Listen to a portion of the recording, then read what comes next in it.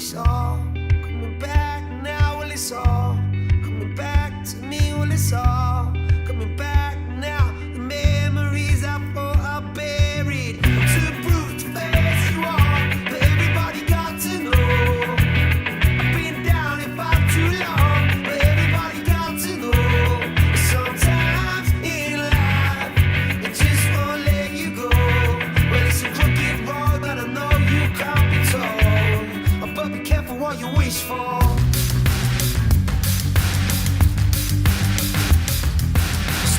Stop the cause. A straight jacket in these four walls. You got me pacing like a brick in the corridors. And I drop these pills cause I'm fucked and bored. I can't sleep. If anyone speaks, I scowl. I think at the end and to escape somehow. Well, I'm sick of all the dramas that are leaning on me lately. Look at the fucking state on me. Well, it's all coming back now. And it's all coming back to me. Well, it's all coming back now. The memories I thought I buried. Too brutal to face you all, but everybody got to know. I've been down it for too long, but everybody got to know. Sometimes in life, it just won't let you go. Well, it's a crooked road and I know you can't be told. But be careful what you wish for. But be careful what you wish for. But be careful what you wish for.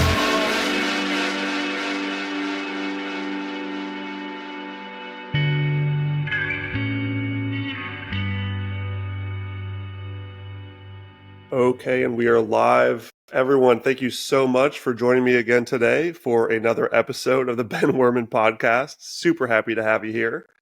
Today we have Aaron from Essex, aka BTC Essex on Nostr and Twitter. And we're really excited to talk about this today because we've had a couple of great value-for-value musicians on in the past, one of them being Joe Martin from over there in the UK.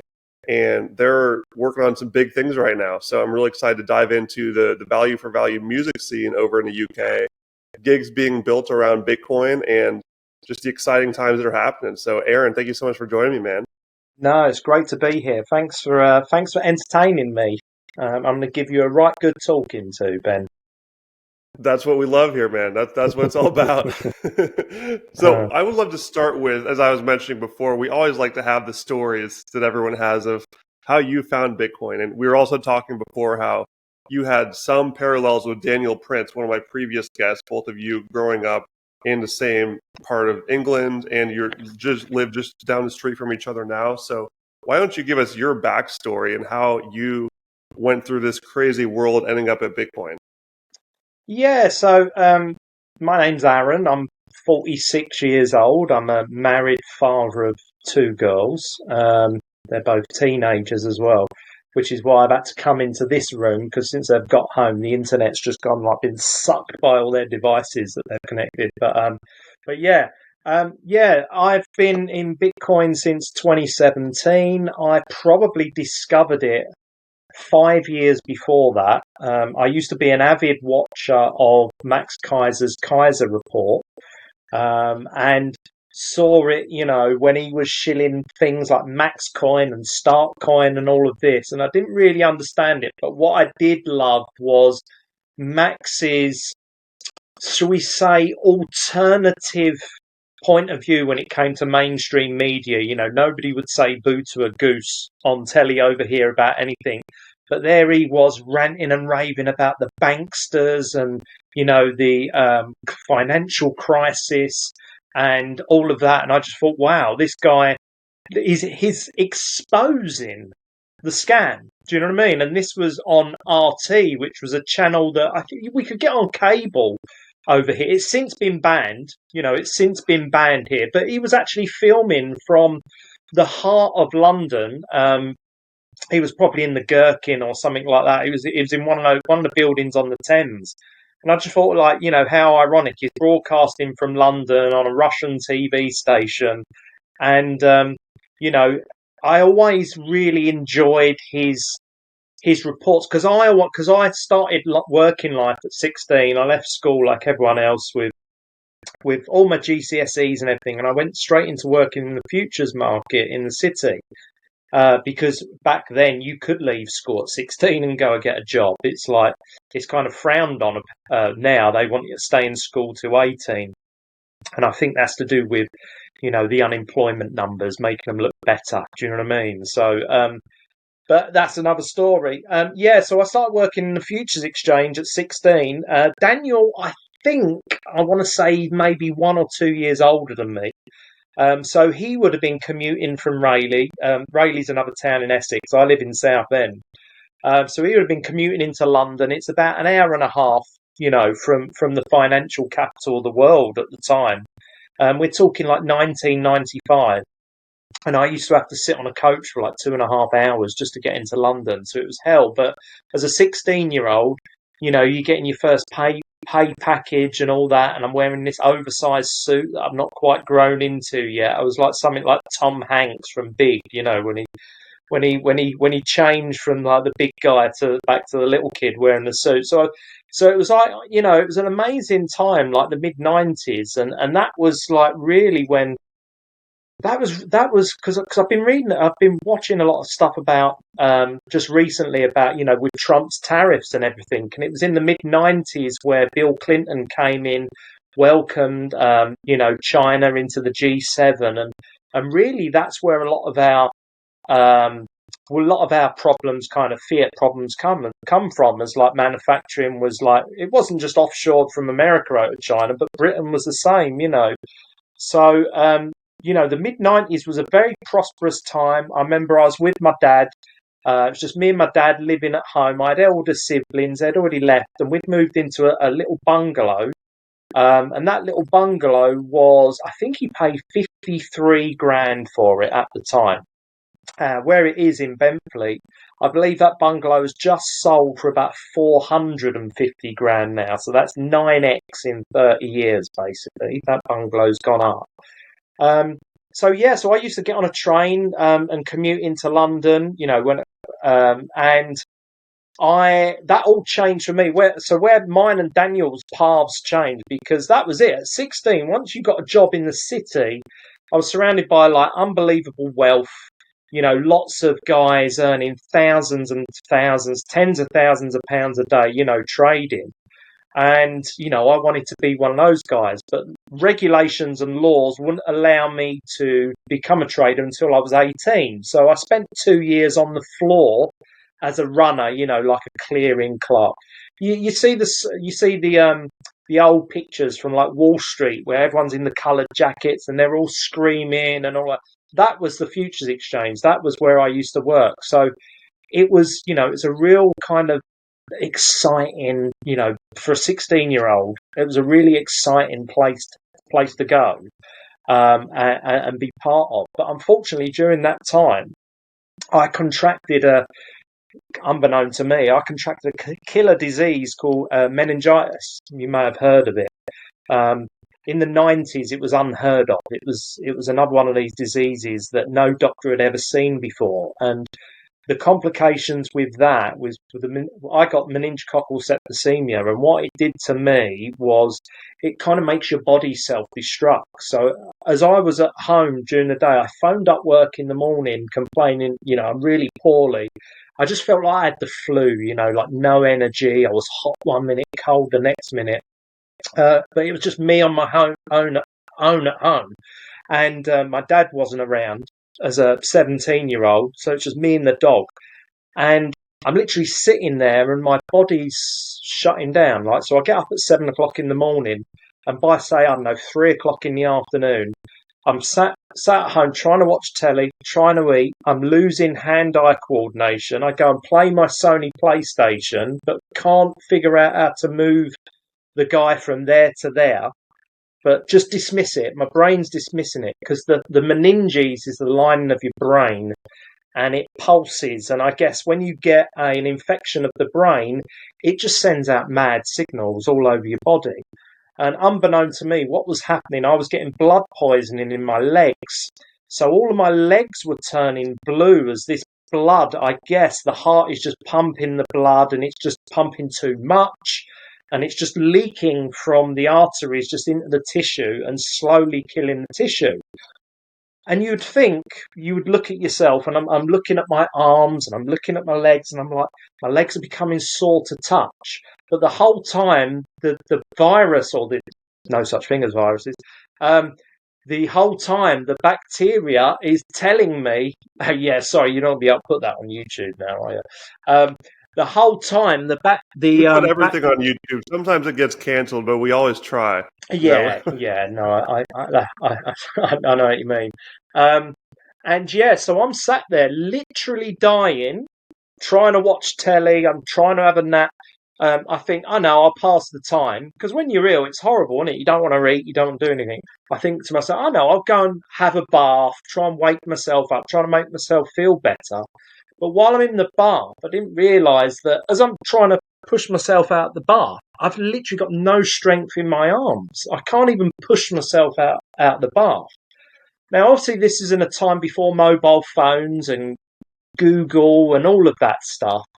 But I was still sat next to a landline phone, right next to me. I could have just picked it up and spoke to phone my sister, phone my brother, phoned anyone, just said, I'm feeling really bad, can someone come round? And I don't know, whatever. But anyway, long story short, I end up going into Basildon Hospital. My dad gets home from work. He takes one look at me. He says, we're not phoning the doctor. We've got to get you straight into hospital. He drops me off at the door, and while he goes to park, and at this stage, I can barely walk. My strength has just completely disappeared because of all the damage which is happening inside my body. And while I go inside, a nurse sees me, comes and grabs me. She comes and grabs me, puts me in a wheelchair, takes me in. I go straight into observation theatre. And my dad then, he's like, thinks, well, where is he? I haven't gone through triage, so no one's taken my name. No one's taken my name at reception. So my dad said, I've just dropped my son off. He's really ill, but they've got no record of me. Do you know what I mean? So he spent a few frantic minutes panicking, thinking, where the bloody hell is he? Eventually, they find me, and I'm conscious throughout this whole thing. But unbeknown to me, I've got you're hooked up to all the machine where they go beep, beep, and I'm having plasma put inside me. And it's, there's been a few lucky things that happened in my time. And 5 days before that, I'd actually been at an Oasis gig in London. And it was one of the biggest indoor gigs of all time. And the thing is, with meningitis at the time, they believed it was extremely contagious. As what we now know is that meningitis, it's only really an ear, nose and throat virus. You can only catch it through being in water or, sharing a drink or, maybe sharing a kiss with someone. It doesn't live in the air. Like most things, it doesn't live in the air. It needs like a carrier. So the hospital then all of a sudden started to panic as they're piecing it together, thinking 25,000 people were in a room with me a couple of days ago. So they're thinking, oh my God, this could be a contagion kind of event, and obviously it's in less than 24 hours it completely decimated my body. Like I'd gone from being at work in the Futures Exchange the night before to the next day barely being able to walk and just having all my strength and energy, everything zapped from me. Anyway, I spent 7 days in intensive care. Eventually the treatment kind of worked. Luckily I was fit. I was a fit young man, so I used to play a hell of a lot of football back in the day. They kept telling me to drink. I was like having mad hallucinations as I was on morphine. I was on this drug and that drug. I was pumped full of everything. But eventually, 3 months later, I finally leave hospital after having like multiple skin grafts on my legs and things like that. And then I had the misfortune to then try and go back to work. Do you know what I mean? Which was horrendous, really, because I kind of rushed myself back to work. Being a kind of team player, I was always felt very guilty that I'm kind of sat at home, still getting paid, still getting bumped my salary, while all my team were still working hard in the city. Not that I think I was probably on £7,000 a year. As a 16-year-old, it's a fortune. But knowing what I know now, it's peanuts. Some of these guys would earn 7,000 quid in one trade in a morning. Do you know what I mean? It was absolutely nothing to a bank in the city. So during that 3-month period that I had off, it was a real, you go through these near death experiences, and I realized then that my life had changed forever. I was never ever going to have the same perspective on anything ever again, because in my mind, and it took a good couple of years, Ben, do you know what I mean? It took a couple of years to really get over the disruption in your life. You imagine at 17, you're in hospital, you're disabled essentially for quite a few months. I had to learn to walk again. I had to go through all this adversity. And at the same time, a lot of the guys that I was working in the city when I went back during that 6-month period, they'd all progressed on the next stage. They'd all become traders. They was all, earning the big money, going out for champagne breakfasts and things like this. And I was just struggling just to continue my job and get through the day. It was a real kind of life-changing moment to go through, because, like I say, your perspective changes forever, and you never ever look at anything the same again. So basically, whereas I had to deal with all of that, someone like Daniel Prince obviously went on through, did all his trading, became quite successful. And that was my pathway. But then I had to kind of reinvent myself completely. About 4 years after my illness, I had a family member, Lee Stafford. There might be some people listening to him who know him. He's a very famous hairdresser in the UK in the 90s. He was on TV all the time. And I just got the thing of happiness, because whereas I'd been through all that emotion and mental trauma and stress working in the city, I couldn't get the buzz back for working in the city. It depressed me. The idea of standing on a freezing cold platform at 6 a.m. in the morning to get on the train, to commute to London, to do your typical 9 to 5. So I had all of those feelings at like 20, 21 years old. But then I looked at my cousin, and I started being friendly with a few of those guys and hanging out with them, going down the pub and stuff. And every single one of them, Ben, couldn't wait to go to work every day. They were so happy with what they were doing and the people that they were touching their lives and making them feel good every day, because it's a very intimate thing being a hairdresser for men and women.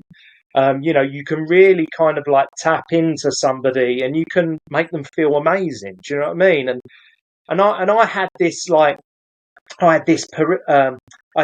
vision of, well, there must be something in that I'm like, it was almost like a split personality thing. It was like that was old me, and now this is new me, and I'm looking to be happy. That was all. It wasn't. Working in the city, the ambition is fast cars, Lambos, earn thousands of pounds before breakfast and go home for lunch and go. Do you know what I mean? And there's all that bravado and all that thing. And I was up for that. I was signed up. I was in there. That's what I wanted. That's what all my family wanted.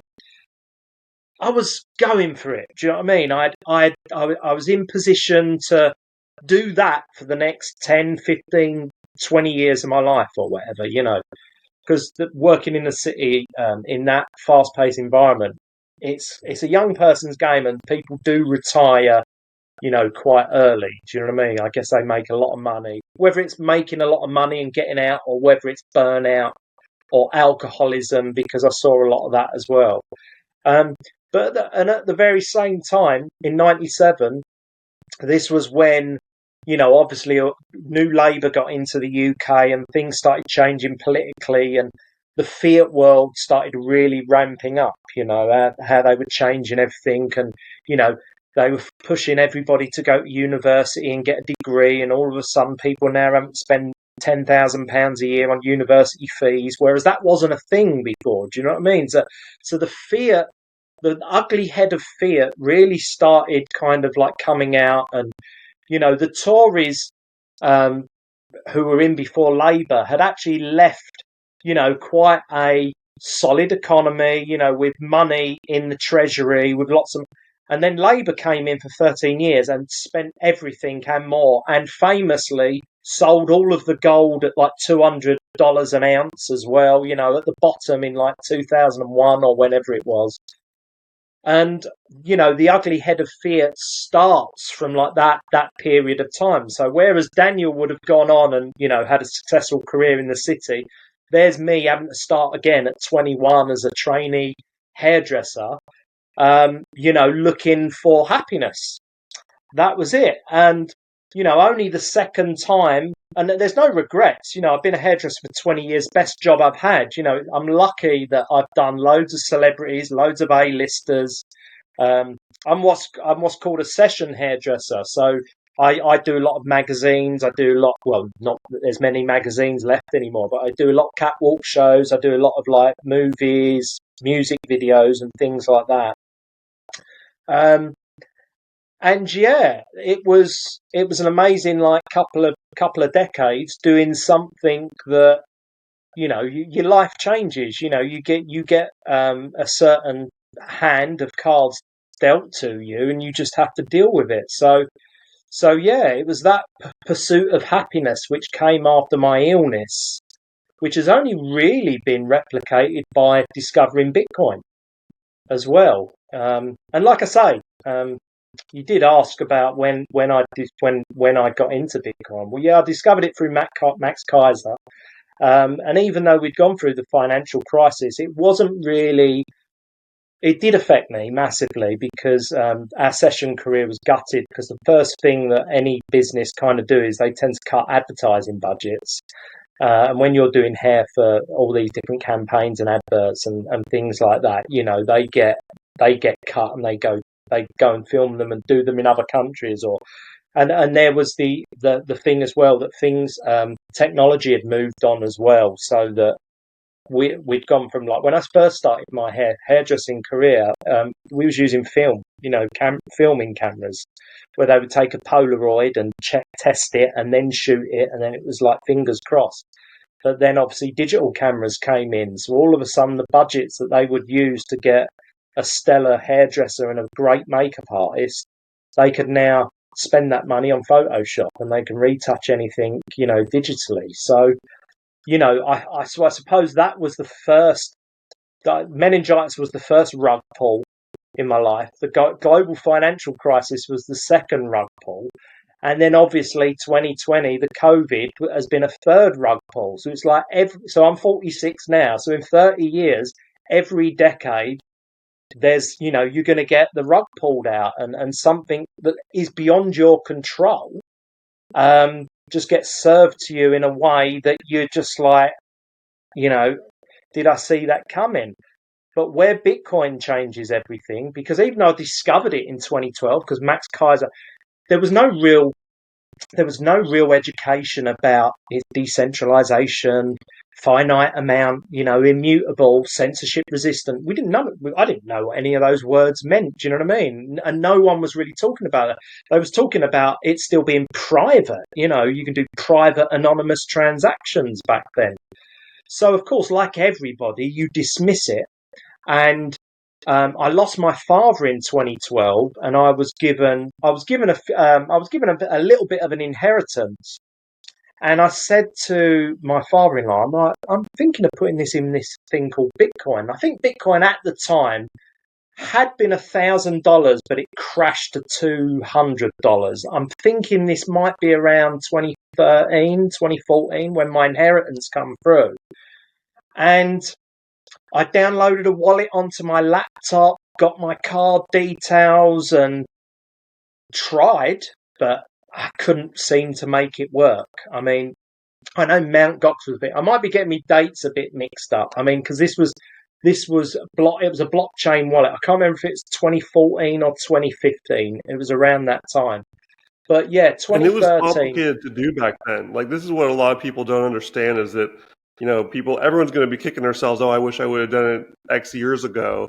And you had to be like highly technical to be able to even pull this off, because it's much more complicated than just making an account on exchange and buying it like it is now. So Yeah, people need to give themselves some slack. 100%. Yeah, it was like the majority of the people that were earning it were doing it through mining it through their laptop. And I didn't really I've got grown up with the internet. I've had a Hotmail email address since like 1994. Do you know what I mean? So I've grown up with the internet and I've seen how it all worked. But no, never knew anything about the mining process or anything like that. That was a real kind of elite level kind of person that's in the know that would know all that stuff. So I basically just couldn't make it work, but dismissed it. But I did say to my father-in-law at the time, I said, I'm gonna put some of this inheritance. I'm just put it into Bitcoin. And he said, well, speak to my man Hans. He's my financial advisor. So of course, you get on the phone to him, and he's like, no, it's for drug dealing, it's for money laundering, it's for terrorism. You don't want to go anywhere near that. So I'm like, all right. He's like, what do you want to do? You want to give it to me? I'll invest it in these cash ISAs and stocks and shares and all that. And, jobs are good. And I've got this in my, ringing in my head from my father-in-law, saying, I put £8,000 in, I don't know, 1990. And by 2005, it was worth £60,000. I'm like, wow, that's amazing. Do you know what I mean? So why wouldn't I? Why wouldn't I go and put the money with him? It's gonna 10x. And of course, so I gave it to him, and I think I had it with him for about like 3 or 4 years. It did nothing. It barely broke even over the 4 years, and because I was a poor hairdresser and I wasn't a financial city whiz kid anymore. I was kind of taking bits out of it to sustain my lifestyle. Obviously, having a wife and 2 children and a mortgage and all of that, having to kind of like tap into it. And when you're not getting any return, over time, that's just going to disappear completely. But I got to 2017 and we're on holiday. We was in Crete at the time. And I don't know what it was, whether it's divine intervention or what, but I had not given a thought about Bitcoin for 4 years. The last time I checked the price, it was $200. And I go on my phone and I'm on Twitter. I'm lying on the sunbed and I go on Twitter and I'm like, just type in the search bar, Bitcoin. And I think it was Pierre Rochard, was the first person that come up. And all these different accounts came up. And they're all talking about, see who can guess the price by a close of play Friday. And I'm like, yeah, that's a good point. I wonder what the price is. So I Google what the price is. It was about $3,000. And I was like, am I seeing things? Like I couldn't figure it out. I couldn't understand why. I didn't know what had happened. But the main thing was, I'm watching. I think Max Kaiser's probably been kicked off, or RT's been kicked off British TV by now. So it's not like I'm watching Max Kaiser anymore.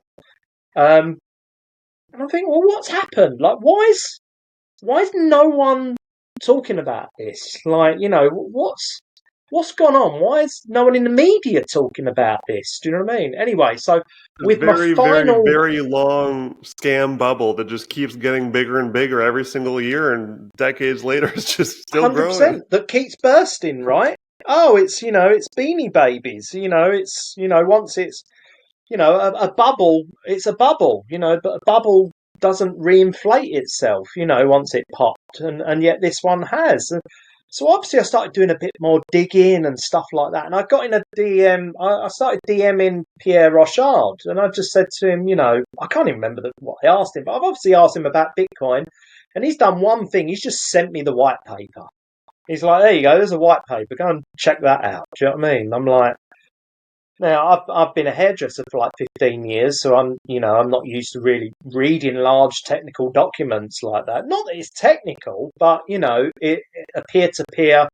What is it? A peer-to-peer, money Electronic cash system. system. Yeah. Mm-hmm. And I read it, but it still didn't really make much sense to me. And I then carried on talking to Pierre in the DMs, and I was like, but Max Kaiser was pumping, Max Coin and Start Coin and all that, and like I say, he didn't really respond. It was just read the white paper.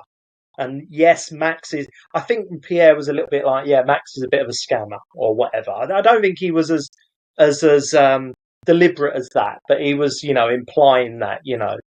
Um, so that was really the discovery. And then obviously, you buy your first bit. Now, I think I bought 50 quid from Coinbase, like everyone does, or 100 quid from Coinbase. And then I thought, okay, well, that went okay. And then I learned obviously about getting your own wallet, taking it off the exchange. And, you go through that rabbit hole. You go down the Bitcoin rabbit hole of then consuming everything. And I think my education when it comes to Bitcoin, it's so important to get in with the maxes, because it saved me a whole heap of pain. Do you know what I mean?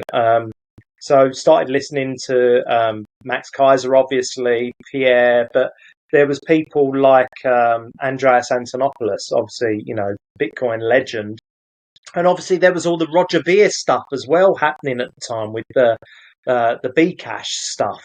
So you had all the block wars, all of this was happening. So it's quite overwhelming, because it's such a rabbit hole which touches so many disciplines, from individual sovereignty to censorship resistance to, money the government can't control or steal. It touches all of these things, and it can be quite overwhelming.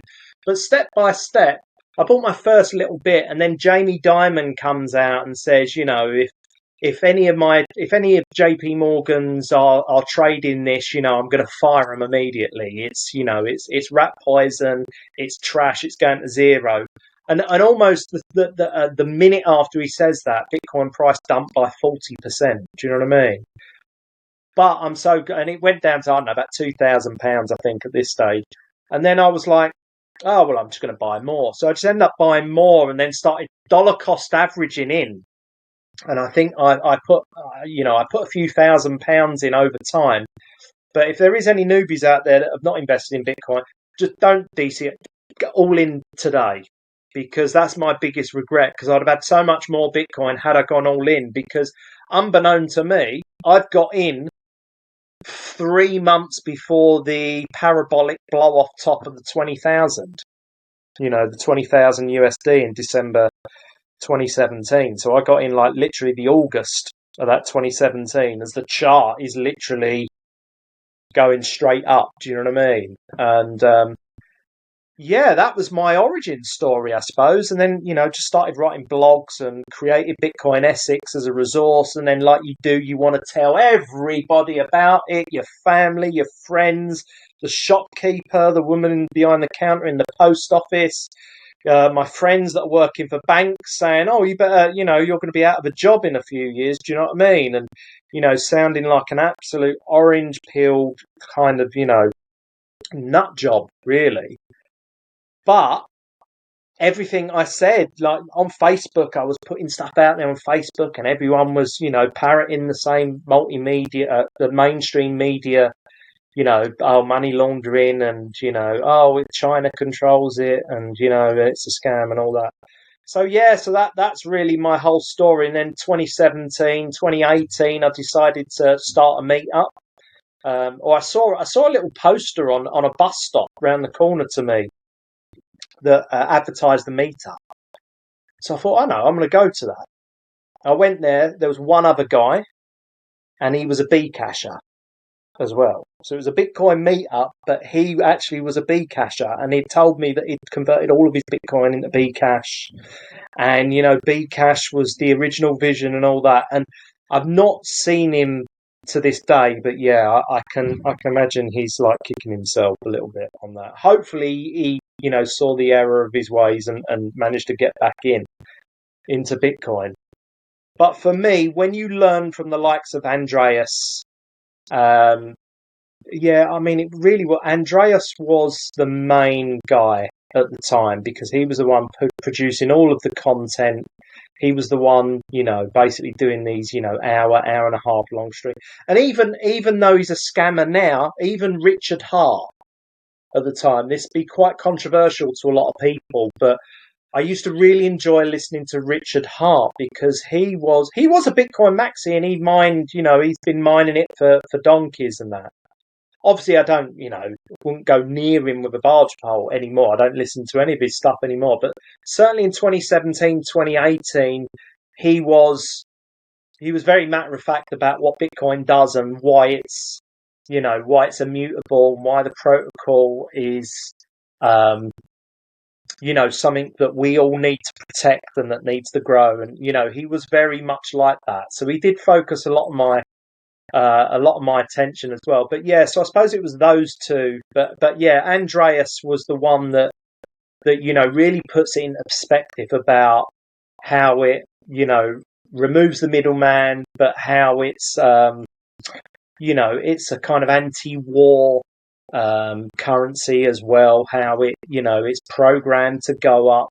The government, he taught you all about how it was impossible for the governments to stop it, talking about how all the nodes work and how lightning works and all that, and just following Andreas. And Tone Vays was another one as well at the time. Tone Vays, Jimmy Song, they used to do.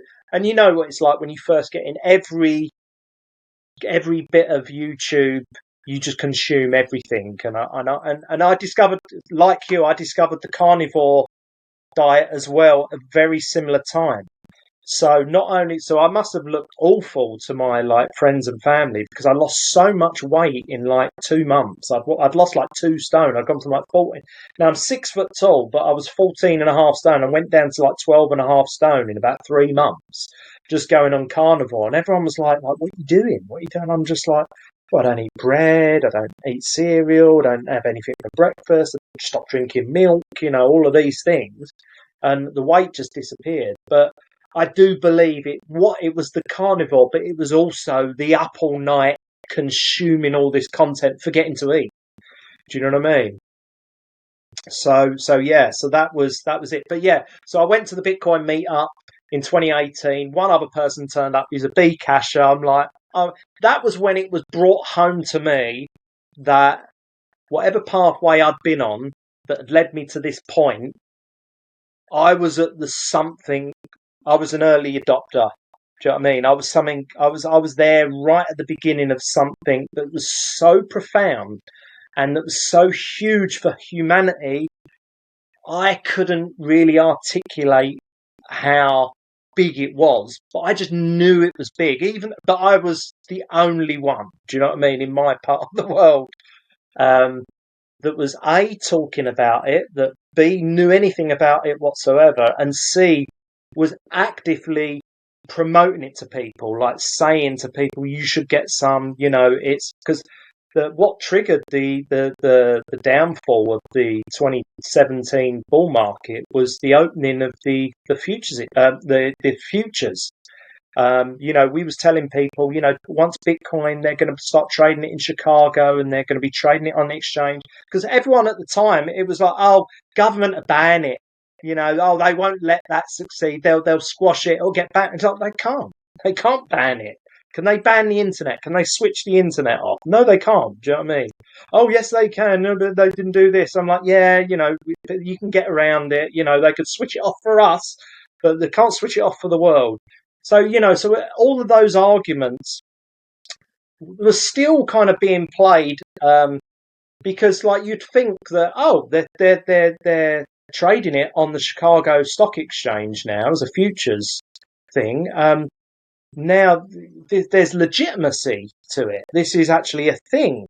But obviously what happened, I think the day that opened, it was 19,780, and it just went down ever since from that point onwards. It was a proper buy the rumour, sell the news event. Do you know what I mean? And obviously after being in there for 3 months, of course you hold it. I've held it all the way back down to 3,000, which was where I got in again. Do you know what I mean?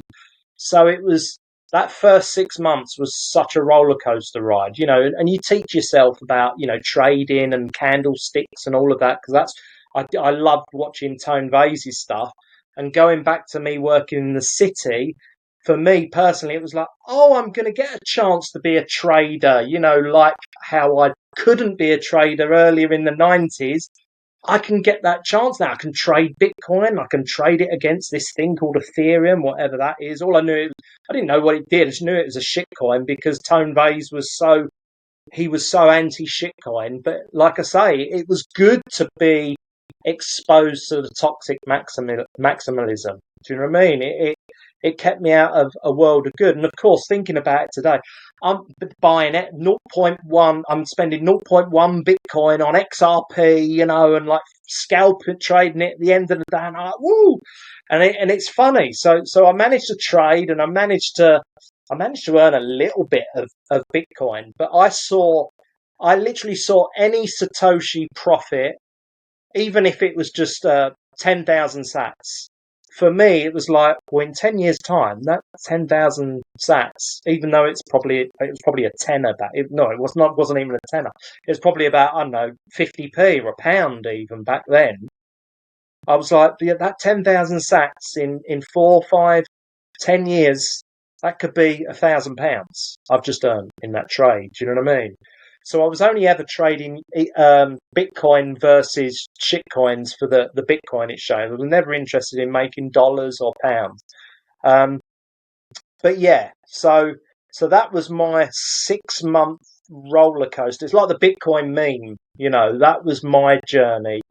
But like I say, I was an adamant Bitcoin maxi, was never going to ever hold shitcoins, was just going to, play the shitcoin casino for a bit because it was fun.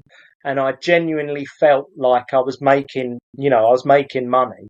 I was still obviously working and doing a bit at the time, but, and I had 2 young children at home as well. So that kind of helped me, not burn the candle at both ends, while they're at nursery or they're at school or whatever. I can kind of study some more. But, I properly did 10,000 hours of study, that first year to really understand it. And that's why from Jamie Dimon saying what he said and from watching the first Andreas video, it was like, well, it's Bitcoin only, it's Bitcoin forever, never sell your Bitcoin, hodl it and all that. Do you know what I mean? So yeah, it's 2025 now. And thank God for Bitcoin, as Jimmy Simon says. Yeah, and this is a lesson that so many of us had to go through. I certainly did. That the sooner you get exposed to the toxic Bitcoin maximalists, the better things turn out for you. 100%. And the sooner that you soften your defenses and like actually listen to them and just trust them, because I, for one, got into crypto in 2017. Like so many others, I said, oh, I want to find the next Bitcoin. That's old news. Yeah. Let me get all these shit coins. I had like a whole wallet full of crypto coins. Absolutely, yeah. And spent a solid 3 years I wasn't even trading. Like I've always had the mindset of, I want to find good things and hold on to them. So I was hodling a bunch of shit coins. And funny enough, I actually traded the Bitcoin. I was holding the shit coins thinking, okay, these things are going to go to the moon because they're the next Bitcoin. I would hold on to them, and Bitcoin is the one I will trade. So like exactly the wrong mindset. Do you remember in 2017 as well, the forks? Like all of these shit coins kept forking as well, didn't they? So I was kind of like, was there Verge? There was a few. I remember buying them for the purpose of just holding them for the fork so that you could. And I think, Ethereum, what most people don't know is Ethereum is actually a fork of Ethereum Classic, isn't it? Do you know what I mean? And things like that. But that had happened prior. But I can't remember but yeah, there was a few like shitcoiners that Tone Vays was just destroying, developers and stuff. I forget some of the names. I'll have to put in the comments some of the names of the people. I'll have to research them. But yeah, I was literally buying some of these shitcoins just for the forks because everyone was going mad about forks. And yeah, I can confidently say pretty much every shitcoin that I bought when it forked, it just all fucking went to zero. Do you know what I mean? It was all, it was just, terrible. So yeah, never did very well on all of those. But it was obvious that Bitcoin would go down less than all the rest. Do you know what I mean? That was the dominant coin. I think at the time Bitcoin was probably like 75% dominance, and like every couple of years there's a new top 10, isn't there, of shitcoins. I know obviously XRP and Ethereum, Binance, they've all been in the top 10 for a while now. But yeah. Yeah, it was a mad time, weren't it? 2017. It was either the ICO bubbles, everyone was releasing an ICO, and it was so logical because it was like, well, of course they're going to sell you a white paper, they're going to raise all this money, well, they've already won. What, it's so fear. The mindset is so fear. It's like, well, we've already made an absolute fortune on creating this white paper. What's the point in us actually doing anything that we've said? We've already got all the money. Do you know what I mean? So yeah, it was a really bonkers time. Like I say, it was. I don't think we'll ever get to see that level of mania again. I mean, it was a real gambler's. It was a real gambler's paradise, though. Do you remember? Do you remember Bitlord? Do you remember No, Bitlord? I don't think I got Oh, that he one. was a big guy. I think he made a fortune on Doge. He's an Australian guy. He's a really, really funny guy. But yeah, he was one of those Twitter influencers, a little bit like Kobe, like kind of pushing a lot of shitcoins. I think still do, I suppose, don't they? But yeah, Yeah, I no, mean, you nail it there. It's just a total fiat casino. And this is the thing that is hard to really get through crypto people's heads, and myself included. And during that 2017 to 2020 phase when I was in that, was I didn't have the foundation of understanding how money works and the going through the rabbit hole of what actually is fiat money, what is sound money, how has money changed through history, how does society reflect the type of money that underlies it. And this is why, when I just see all these stupid comments on Twitter that are clearly people just regurgitating what they've heard from some crypto influencer that is incentivized oh, to it's the say Bitcoin is blockchain. bad so they can sell their coin. It's the blockchain, not I just Bitcoin. send them the Bitcoin Standard link. Like here's or just a picture of the Bitcoin Standard. Like, this is what you need to read. It will take you through the foundational steps you need to understand what you're actually looking for here. And the thing about the book that makes it so good is that it's not even a book about Bitcoin. It's a book about money, and it's Mm. understanding the history of money, what it actually is, and what we need to be looking for when we're figuring out, what is the difference between all these crypto coins? Why is Bitcoin different? And for me personally, it wasn't actually the Bitcoin Standard. That came a little bit later. I stumbled across this guy, Mike Maloney, who's a gold bug. Not sure if you know him, Yes, I do. Yeah. but I just found this during the lockdowns. I was in New Zealand at the time during 2020, just reading a bunch of books and watching YouTube videos with my fiat breakfast cereal I was still eating every morning. Yeah. And I found this series called the Hidden Secrets of Money series by Mike Maloney, which basically goes through history of money. Yeah. And that was just enough of a primer for me. Of course, his solution was that we need to go back to gold, but I had enough of a foundation from hearing about the Bitcoiners and him talking about the problem with fiat that I figured out, okay, he's nailing the problem, but Bitcoin is actually the solution that fits in here even better. Mm.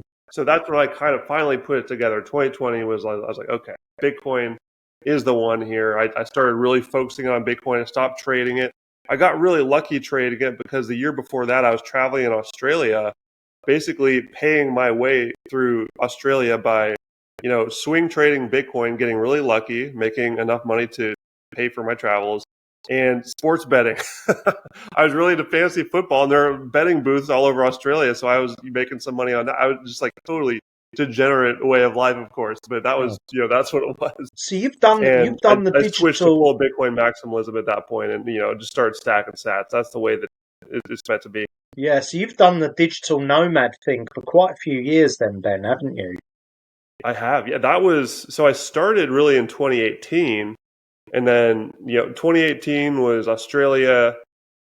well, 2018 to 2019 was Australia. Then 2019 to 2020 was New Zealand. So what was the And trigger? I mean, that's like 7, 8 years ago now. Yeah. What was the trigger? What was the trigger? Was there anything that happened at home? Was there just I'm getting bored? There's more to life than this. Was it a bad job? Was it what was the trigger? What made you think right? I've had it. I'm gonna travel for the next. Well, you're still traveling, right?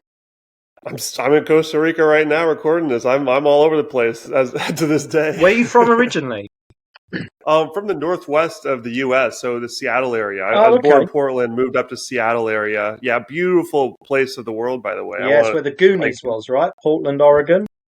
I think so. I can't actually remember. It Yeah, sounds right, but yeah. I got yeah, I mean, the whole Northwest is just so full of beauty and nature. It actually has spoiled me when it comes to nature traveling because I just remember, when I went to New Zealand and, we're doing these road trips through all these beautiful mountains and rivers and forests, and everyone around me is just like their jaws like on the ground everywhere they go. Look at all this nature. It's so incredible. And I'm kind of thinking like, kind of looks like the Northwest a little bit. Kind of looks like my backyard. Like, yeah.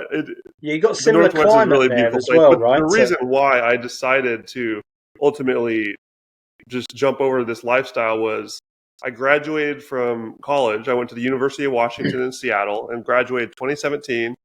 And I started working a job. I worked as a recruiter for 6 months and got fired because I sucked and it was terrible and it just wasn't a fit.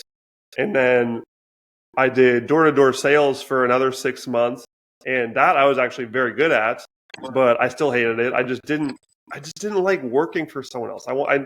I figured out very quickly that I wanted to, go out, see the world, expand my horizons, have some experiences, because I just spent so many years in school. Like, what is that?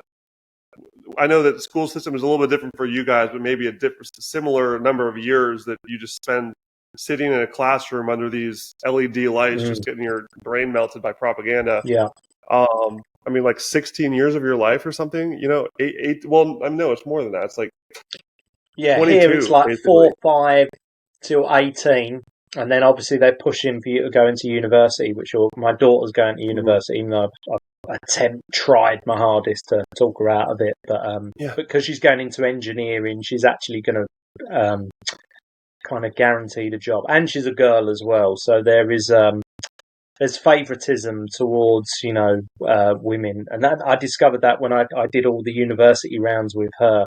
They've got what do you call it? They've got scholarships and things like that for girls, but not for boys. Oh no, you can get a job and work alongside and still have to pay all your fee. But girls, no, we're going to make it nice and easy for you. Do you know what I mean? Which is so fiat again, isn't it? Yeah. That But hey, mentality. she's got to take advantage of it while it's there because Hundred sometimes percent, 100%, fiat leaves little, treasures for you to pick up and 100%. get these stupid benefits that shouldn't be there. But it's the world we live in right now. As long Yeah, as she knows the end game and has her mind fixated on that, like, take the freebies. Why not? yeah. Well, luckily for them, they got the best education during 2020. They really understand now what communism is because obviously going through the COVID communism, health communism, um, where there was distinct rules for 1% of the country that were different to 99% of the country, and it's like you've lived through communism, and so they recognise it. So they're not into any of the woke stuff. Do you know what I mean? Because it's like, oh, dad, do you know what I mean? It's like, so yeah. Hopefully, I like to say that we're raising the lions and the lionesses. Like this generation, like if you obviously, I don't know if you read the book Fourth Turning, but how every generation kind of goes through all these crises at different times, and it's that generation I think that will completely smash the whole DEI thing, and they'll see it for the scam. It really, a lot of them. I mean, I speak to a lot of their friends, and they know it's all rubbish, and they say some of the most offensive things. Do you know what I mean? Considering this generation has been so exposed to the cancellation of celebrities for nothing. Do you know what I mean? We have literally a guy. There was a big story here recently where a TV presenter is a famous TV presenter. He works on a lot of these cooking shows. Apparently, he told a dirty joke, or he told her an anti-woman joke or something, and it was on every news station. It was in every newspaper as he got fired for that for 3 weeks, right? At the same time, on Twitter, there was a scandal about Arla, which is a dairy producer, that was putting this bovar in the cow's feed to stop them farting. And, the poisons and everything, and just all the synthetics and all the garbage, all the chemicals.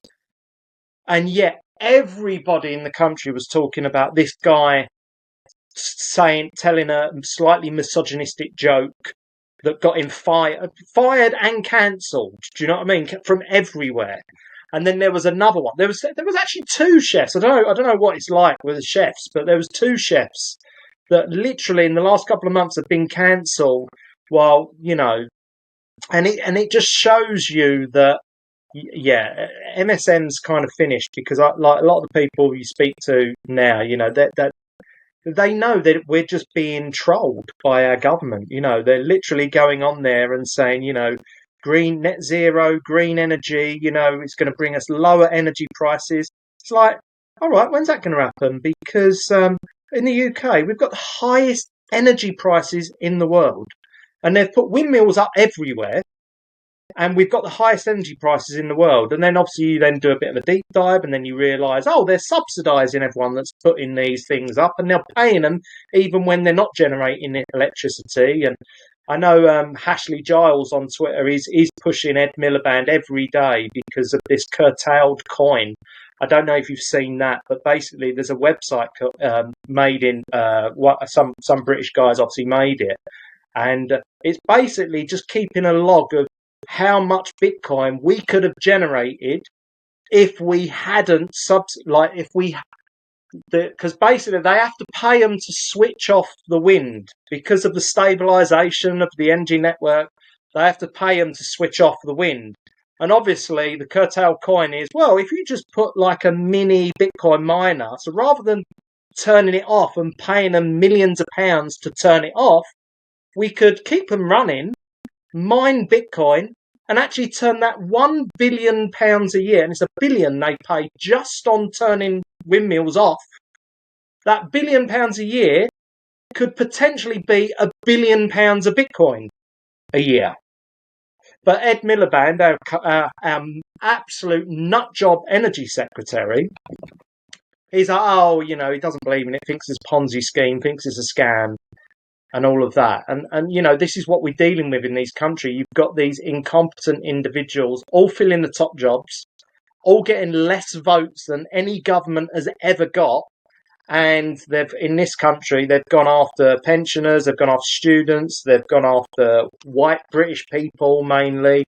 They keep importing people by the truckload, by the day, and putting them in hotels around the corner. And, it's just, there's a lot of negativity. And yet every time the Prime Minister comes on, anyone asks him a question about it, he goes, Putin. Or he'll say, the Tories, it was Conservatives' fault. Do you know what I mean? So there's no real dialogue. There's no real progress. So the only, to quote Milton Friedman, the only way we can take back control of our borders and the money is if there's a slight roundabout way that we can force it off of them without them being able to do anything about it, So, there's a lot of problems in this country, but no one seems to understand it stems from the money. It stems from the lack of accountability, the fact they can throw money at these projects, which devalue our pound, which sends house prices through the roof. House prices in the UK now are so insane. It's something like 10 or 11x the average salary to buy, the average house. Do you know what I mean? In this country now, it's just gone absolutely berserk. In fact, we bought our first house in 2003, and I actually went back and measured it. And I could have bought my house in 2003 for, I think, 1.5 ingots of gold. I think that's right. Or 1 ingot of gold, I think, at the time. It was about 160,000. And yet, when we sold our house 4 years ago, we managed to sell it for it. It had gone up from 160 to 510,000 in the 19 years we'd lived there. But when I did the calculation in gold, it was only worth half an ingot measured in gold. So I'd actually lost, wasn't it? It's an ingot 12 kilos, isn't it? Is it? Do you know that? I don't even know. I don't know these conversions. Yeah, the but, ingots, yeah. you see the big, in Fort Knox, they're supposed to have these big, heavy, Like the one you see in the movies. but Yeah, the big the old big, block. heavy bars of gold. I think. I mean, it's been a while since I mean, but yeah, essentially, so fiat had gone up. It looks on paper, and of course, this is what every normie in the UK thinks. They think they're wealthy because their house has gone up 3x in 10 years. So then you measure it in a money that doesn't get debased, like gold, and you can argue whether that gets debased or not. But yeah, I've lost half a slab of gold. I've lost. So yeah, it's all around you, and this is the biggest psyop, I think, of the lot of them, because the problem with having no accountability and being able to leverage your citizens and the future citizens of your country is you can make any kind of crackpot idea happen, and when it inevitably fails, they'll just blame Putin, COVID, Zelensky, the previous regime. Do you know what I mean? And there's no responsibility factor there. zero. Like, when you have the infinite money printer, and this is why this is such a focus of my podcast and the other Bitcoin podcasts, is when you have an infinite money printer at the top, there's no responsibility keeping boundaries around the actions taken by these people, like you said, which are often incompetent or evil or some mixture of both, because those are the only types of people that are able to win in the current political system where you have to just lie and cheat, steal your way up to the top. Yeah, 100%. And obviously the Cantillon effect means that those that are already wealthy are just going to get wealthier and wealthier by the day, So they're the people with real influence, those at the top, that they're not gonna want to change things, So of course Warren Buffett doesn't understand Bitcoin.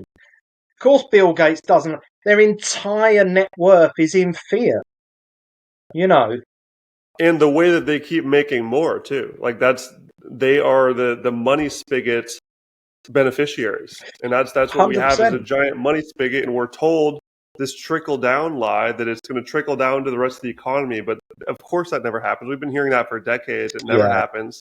They just siphon up all of it and just keep dribbling out teeny little scraps for people to keep them from rioting, basically, and keep them stupid, and also use their money and power and influence to physically keep people stupid. I was just posting yesterday about fluoride, and I saw you posting as well. The chemtrails in the sky over where you are is just absolutely horrific all across Europe and the USA. Like, they're literally spraying the sky with metal and filling the water with poison and filling the cows, even our food supply, like you said, Bovaer, that's Bill Gates' new thing, is to pump these cows full of poison.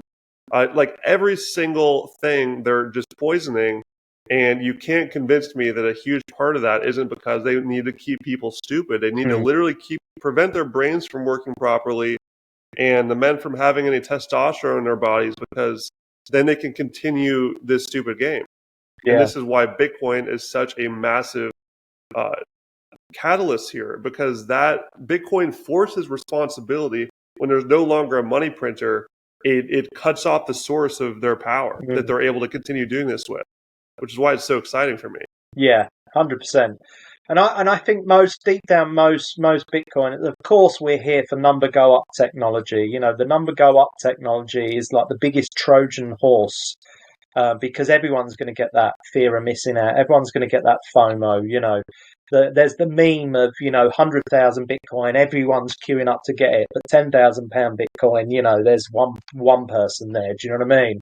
So that I think we got Trump with that one too. I think that all we had to say was, "Hey, Trump, China might buy some Bitcoin. You might want to get some so they don't beat you." And then now they're talking about this Bitcoin strategic reserve, and this is what I'm trying to explain to my friends on the left, which is the majority of my friends coming from Seattle.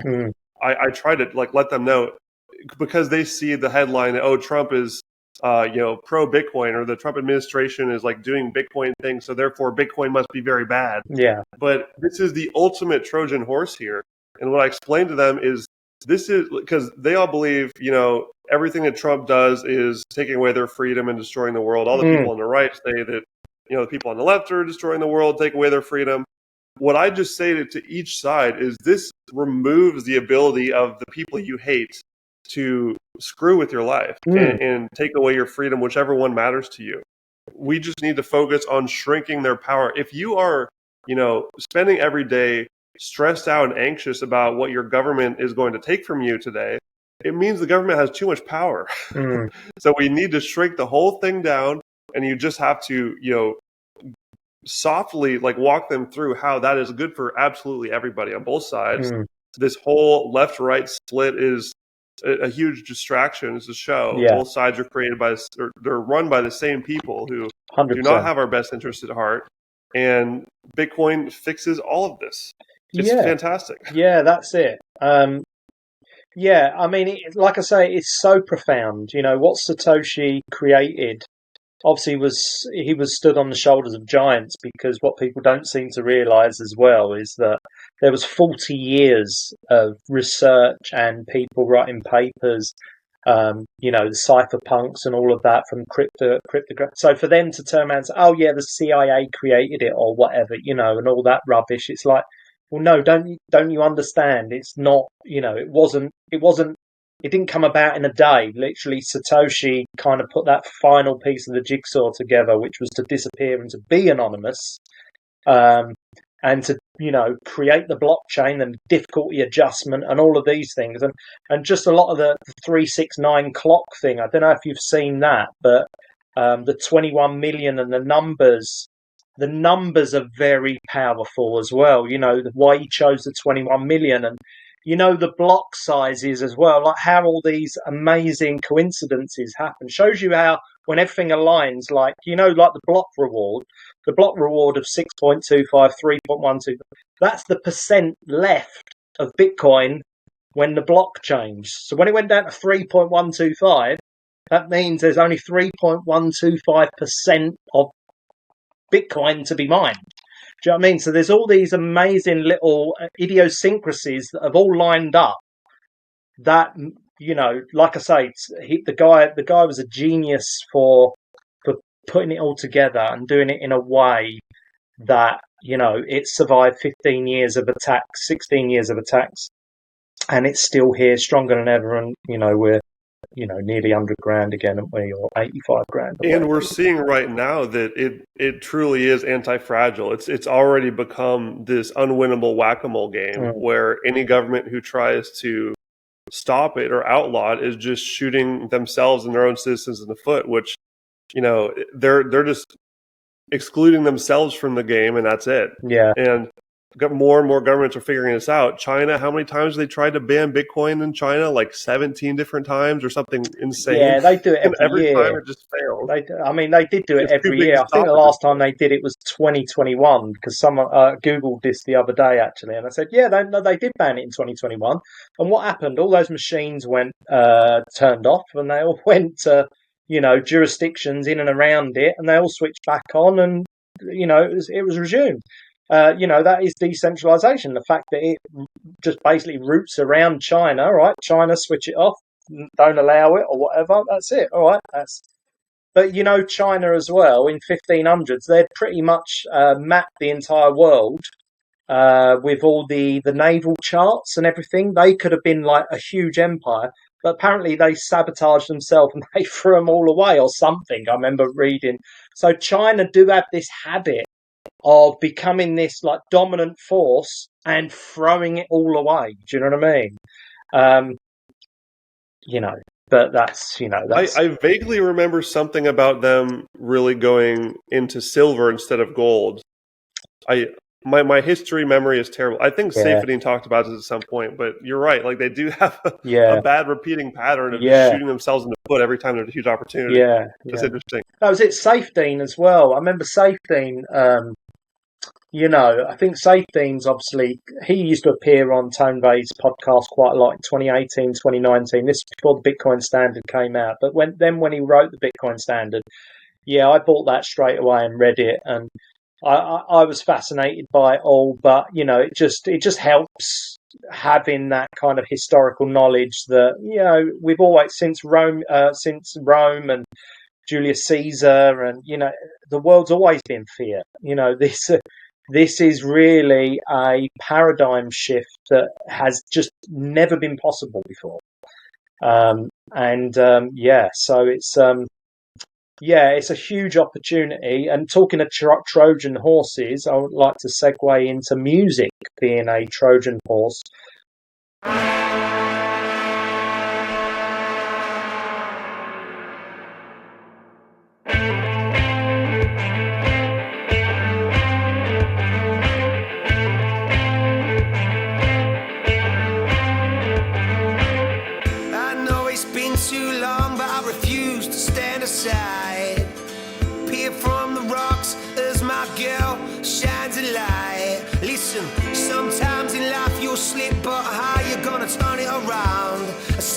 Streams of butterflies guiding me in sound. So I just come to tell you that I found my way. I just come to show you. Climbing out this hole to this mountain, trying to find home along this fountain.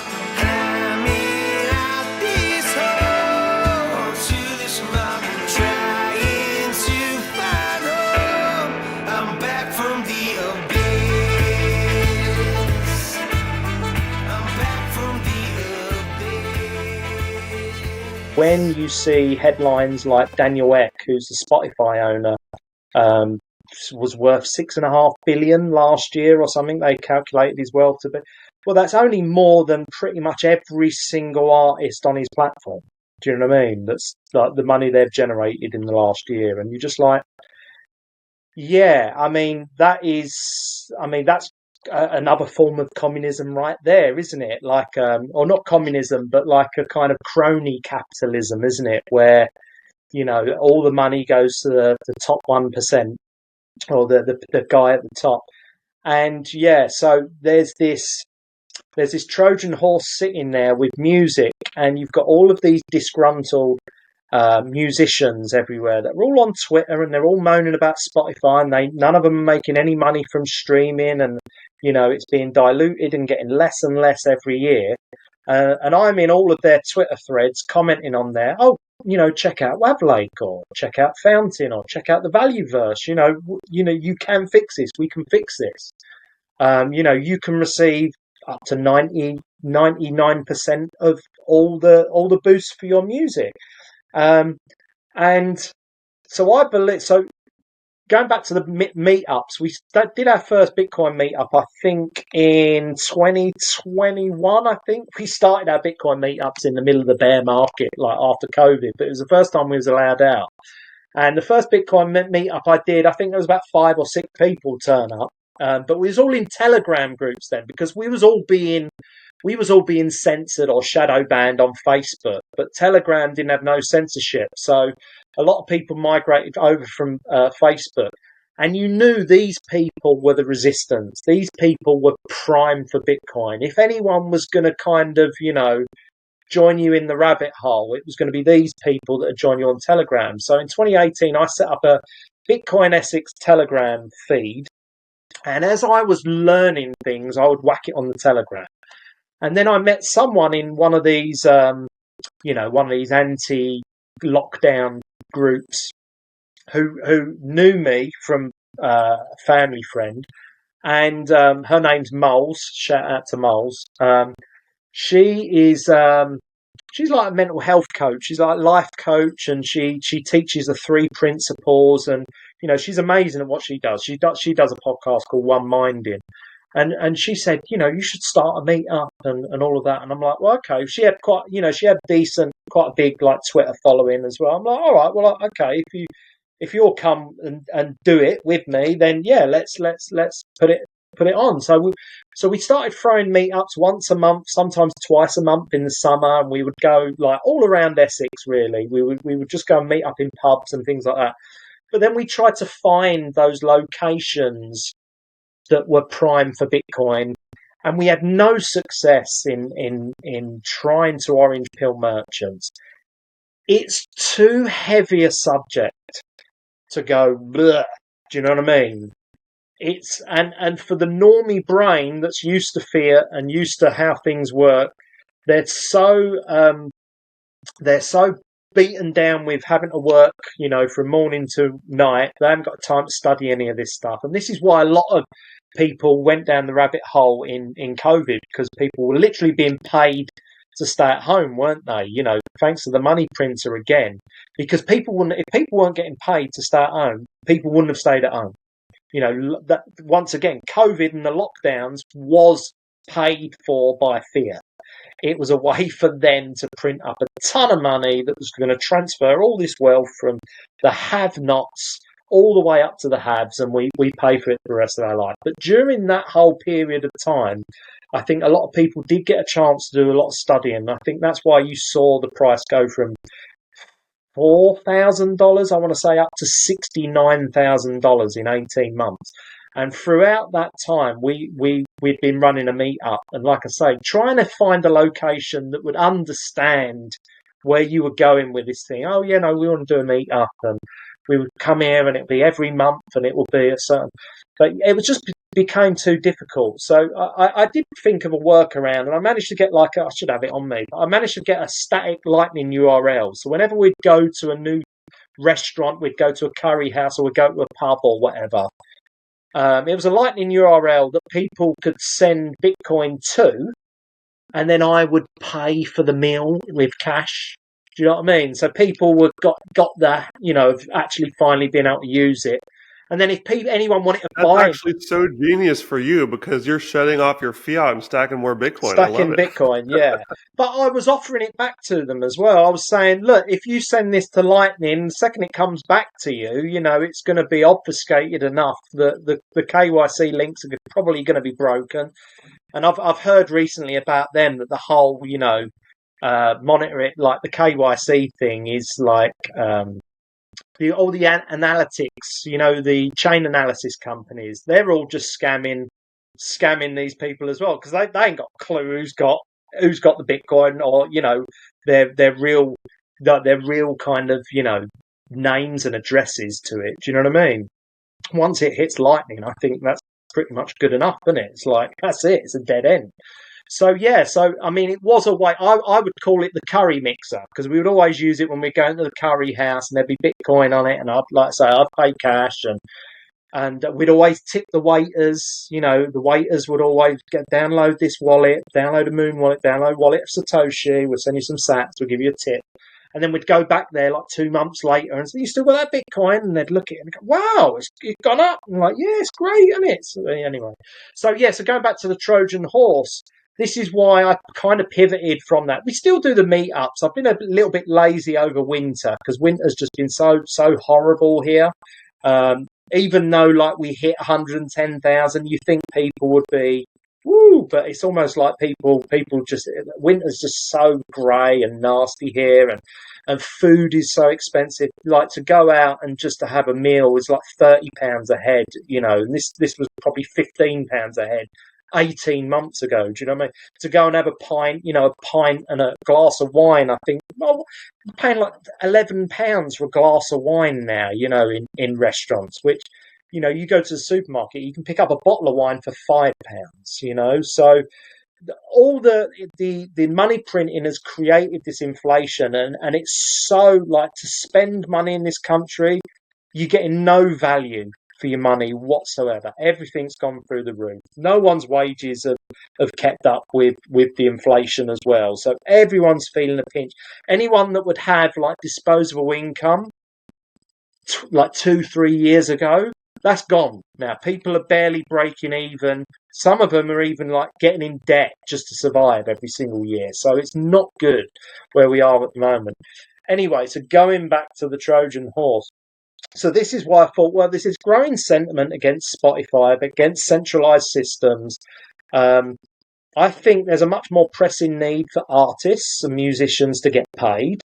I think if I can show them and I get a use case. Now, there's this guy called Longy, who's been a friend of mine for at least 20 years. And I've never understood why he's not made it. Hopefully you'll play some of his songs here. I mean, he's got some, he's proper rock and roll.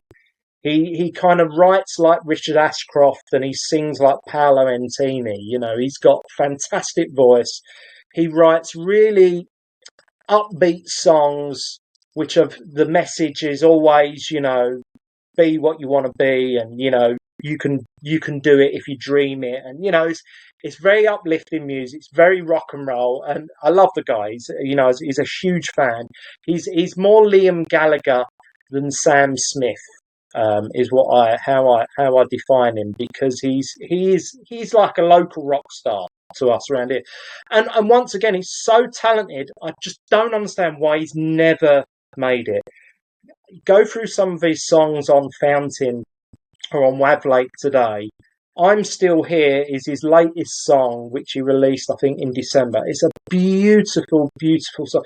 It's up there with anything Noel Gallagher's written. It's up there with anything John Lennon's written. Do you know what I mean? It's a beautiful, beautiful song. And anyway, so I approached him and I said to him, I met him surreptitiously, you know, down the local park, you know, and he didn't turn up for the first 3 times that I'd arranged to meet him. But that's Longy, you know, his typical rock and roll. There's always something else to do.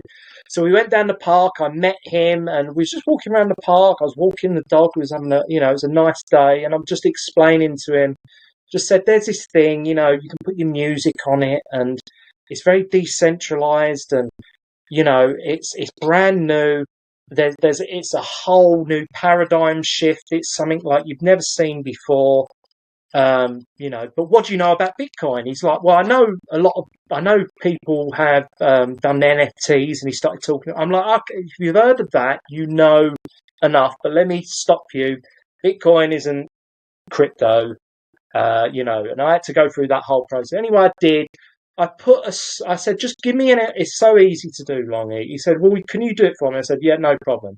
So I went on to Wavlake, and it was Joe Martin, who I'd heard a podcast of him like 18 months ago, and he was telling how, you know, he's getting boosts from truck drivers in America. You know, there was no way he was ever going to get discovered by anyone in America on Spotify, for example. And yet all of a sudden he's getting sats coming through, boosting his songs. And Joe Martin's music is very, very folksy, very Americana. It's very like kind of country. I mean, the Yanks do love it. And I just explained the whole process to Longy. Oh, here's my dog. Come say hello, buddy. He's just barged his way in the door. And always welcome. We love doggos in the stream, always. Oh, it's Italian Greyhound. Hello, mate. Say hello. Say hello to Ben. He's been away for a few days. He's just come home. So cute. I hope my wife fed him. That's probably why he's come looking for me. Anyway, so back to Longy. So I go and post. He gives me a track, and we meet up. We have a meal, and I go through it all with him. And I post this track to Wavlake, and it's called Love Schizophrenia. And, you know, it gets a few listens, it gets a few sats. I post on Twitter, you know, check out Longy. You know, you can listen to his music on Fountain, any Bitcoin. Obviously, I've got a Telegram channel as well. I've got like 100 people in there, so I post it in there. I'm also involved in like all the Value-verse, like all the Bitcoin events. There's a UK Bitcoin Maxi group as well. So I was just basically telling people, like trying to share the message that, you know, Bitcoin, we know Bitcoin fixes the world and fixes everything, but Bitcoin can fix music, and here you go. So Longy was like my case study, if you like. So I've got on the website, I've written a whole blog about, you know, how I approached him and the song we put on. So then I upload the second song. Now the second song's called The Underclass, and it's Longy's most successful song to date, because Adam Curry's podcast 2.0, he played Longy's song. He heard it, and I was listening to the show anyway. I had no idea that he was going to play. And all of a sudden, he's like, Dave, they would only play one song during their 2-hour show. And all of a sudden, he's discovered Longy. He's played Longy's show. All of a sudden, I get a phone call the next day from Longy saying, I don't know what's going on. My wallet is kind of going mad. There's like loads of sats in there. And, it's probably only 20, 30, 40,000 sats. But for an artist that earns £100 or $100 a year on Spotify, for them to all of a sudden receive 20, 30 quid overnight, they're like, wow, what is this? So I go and obviously thank Adam Curry. Thanks for playing the song. And obviously it's gone down really well because it's a really kind of, rock and roll song. And it's called The Underclass. So it's essentially talking about us Bitcoiners and why we're, seen by the elites as the scum of the earth and all of that. And I mean, that's not what it's about. You can make up your own mind what it's about. But it's a very kind of poignant song to play. And Adam Curry's obviously played it. And it just kind of exploded from there. So that was the confirmation Longy needed to go, this is amazing. And obviously the tech's improved since then because I kind of didn't really share Nostr with him because he's not really that tech based, even though he does Instagram and he does his social media. But like I say, it was like finally he's getting discovery, and he's getting discovery all over the world all of a sudden. So over the last 18 months, I think I've published around about 28 of his songs now. And these are all songs that he owns the publishing for. I said to him, just send me an MP3, send me some artwork, tell me the name of the song. I'll go and publish it all for you. And I'll promote it, and I'll spend money, promoting it. So I take a little bit of a split, but that little bit of a split helps me, whenever it gets played on a music show. I can like boost it and whatnot. And obviously from Adam Curry's first podcast, and we're talking like May 2023, I want to say. So yeah, nearly 2 years now. From his first show, then all of a sudden these music shows start popping up. Now, majority of them are in America, it seems. There isn't a UK-based podcasting 2.0 music show now. But basically what this wallet switching technology does, and it does it all for you automatically as an artist, is when they list all of these track lists in their show, the wallets just automatically switch over. So anyone that's listening to the show and, say, streaming 10 sats a minute or whatever, those sats are going to go directly to the artist, which is obviously completely the opposite of what Spotify does, because they take £15 in this country, the subscription's 15 quid. They'll take 15 quid, they'll keep £14.99 of it, and the artists that you listen to will probably get 0.1p of that. Do you know what I mean? Say if you listen to 10 different artists every month, they're going to get a fraction of a penny. Whereas all of a sudden, Longy's seen this. He's getting like 80% of everything that's kind of going through. Once Wavlate take their 10% and I took my 10% or whatever. And all of a sudden, he's like, wow. And he's tried to explain it to other artists as well. But it's not easy because they're like, oh, Bitcoin, Bitcoin's a scam and all of that. They've still got this same fiat mindset. And that their only goal is to get record contract and discovered, and the next big thing on Spotify. That seems to be their only pathway to success. Anyway, so with Longy's I think now in the top 5 in the world of Bitcoin, receiving Bitcoin for his music. Basically, he's gone and 30x'd his Spotify earnings in the first 6 months. And, it's easy to say he's a convert. And from his point of view, it's not enough for him to make a living out of. Like, he can't give up his day job because by he's a builder by day. He's up scaffold. He does plastering and rendering and all those kind of construction type of work. That's his day job. And he has to play as an artist. And when you hear his music, and hopefully you'll play a couple of tracks in this, he's such a talented musician. I absolutely will. Yeah, I'm gonna go listen. I haven't listened to him myself, but I will, and I'll throw them around this episode so we can show him some love for sure. Whatever you like. I mean, he's indie. He'll do. I think he's got R&B. He's got soul. He's got punk. He's got rock and roll. He's got slow songs. He's got love songs. Do you know what I mean? he's such a talented boy. It just doesn't seem right for him to have to work, do a day job, and then spend his spare time scraping up enough money to get in the studio to record the stuff, because it's a loss. Everything he records, writes and records, generally ends up being a loss. Even when these guys go out and gig, they have to pay for a sound guy, and our gig that we've got coming up next month, we have to pay for doorman and all of these people. It costs money to actually perform. They barely break even when they do these things. So it was a case study that was proven so emphatically that I've now got another 2 artists as well that I've managed to orange peel. And once again, these are all musicians that have been plugging away for 20 years and have had very, very, very minimal success. But now just someone sending a boost saying, wow, I love this track. This is my new favourite song. Nathan Abbott is another one who's going to be performing on our show. I put his song up. He had a new album come out this year, and once again, he's got a brilliant voice. He writes beautiful, heartfelt, like R&B, like all acoustic guitar as well. And him just getting a boost from some anonymous person in America saying, "Wow, this is my new favourite track," he was grinning from ear to ear.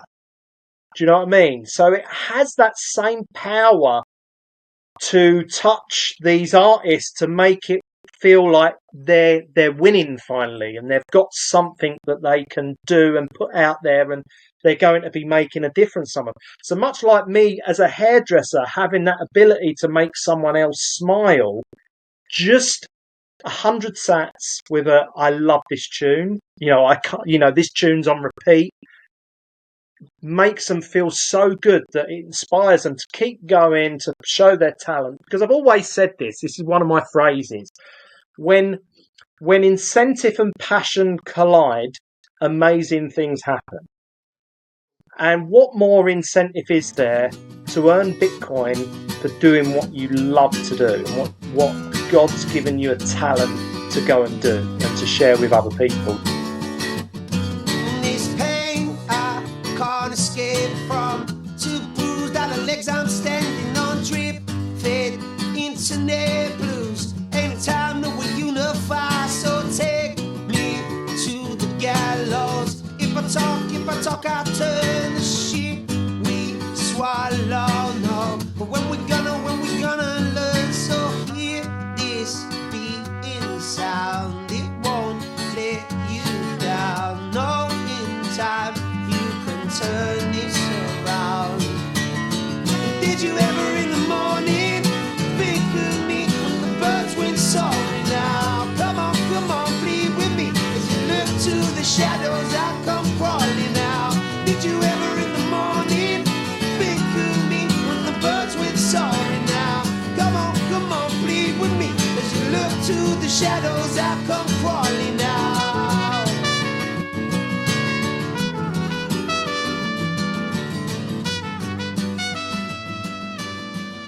Do you know what I mean?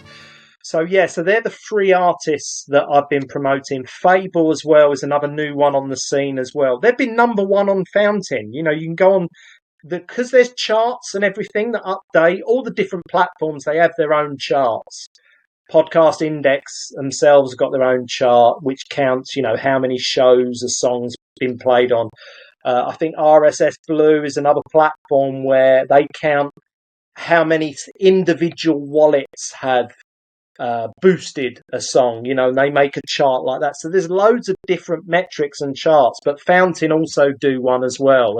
And Fable are regularly in the top 10 because, like I say, you guys over there, you Yanks, you love British music, and it's been really great for them. And like I say, I'm incentivized to push them because I'm fans of them. Do you know what I mean? I love their music too.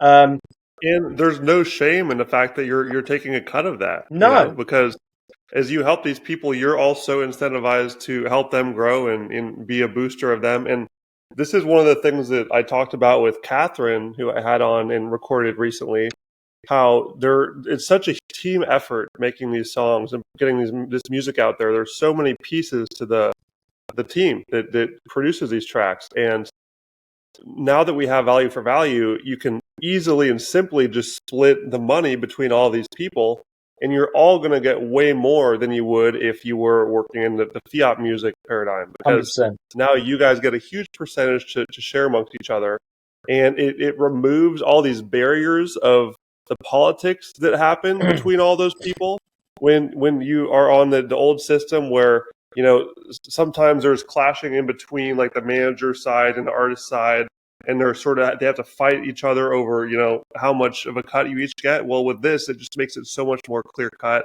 because you can just program it straight in, and it just truly it makes the whole artistic process so much smoother and more exciting because, you know, as all of us who've been on Nostr for a while and folks like myself who have podcasts who are also getting boosts on Fountain, it's not about the amount of sats you're getting, which it's usually a small amount, like you said, 100 sats on Nostr. You know, I get zapped 21 sats all the time. Yeah. I get a dopamine boost every single time. It doesn't matter how much it is because it just shows you how seamless and easy it is for people to transact value with each other. And it also proves that when people are working within this ecosystem and they're consuming or producing within this ecosystem, people are doing it. People are participating. They're sending zaps. Yeah. The people getting zaps are producing more content because it's so easy for people to show love between each other, and they're doing that. We're seeing the most beautiful human nature at play here, where even something as simple as me just posting a meme on Nostr and I get zaps for it, or someone like Longy posting a song and getting zaps for it.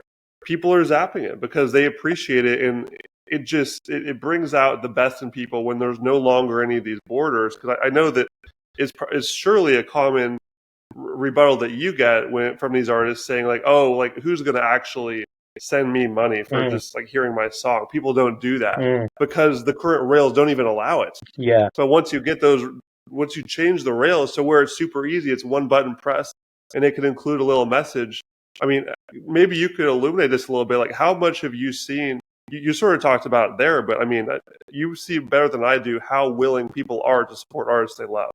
Oh yeah, 100%. It's a very, very small bubble at the moment. I'd say probably there's only 10% of Bitcoiners know that this is occurring. You know, there's probably only 10% of Bitcoiners that know Nostr is a thing as well. Do you know what I mean? And that's of Bitcoiners, which is also itself a very small slice amount, of the whole population. Small amount. And, you know, you're not talking your normies. You're not talking about the people that have bought, you know, 100 quid of Bitcoin and they've left it on Coinbase. You know, I'm talking about like the hardcore Bitcoiners that go to meetups and things like that.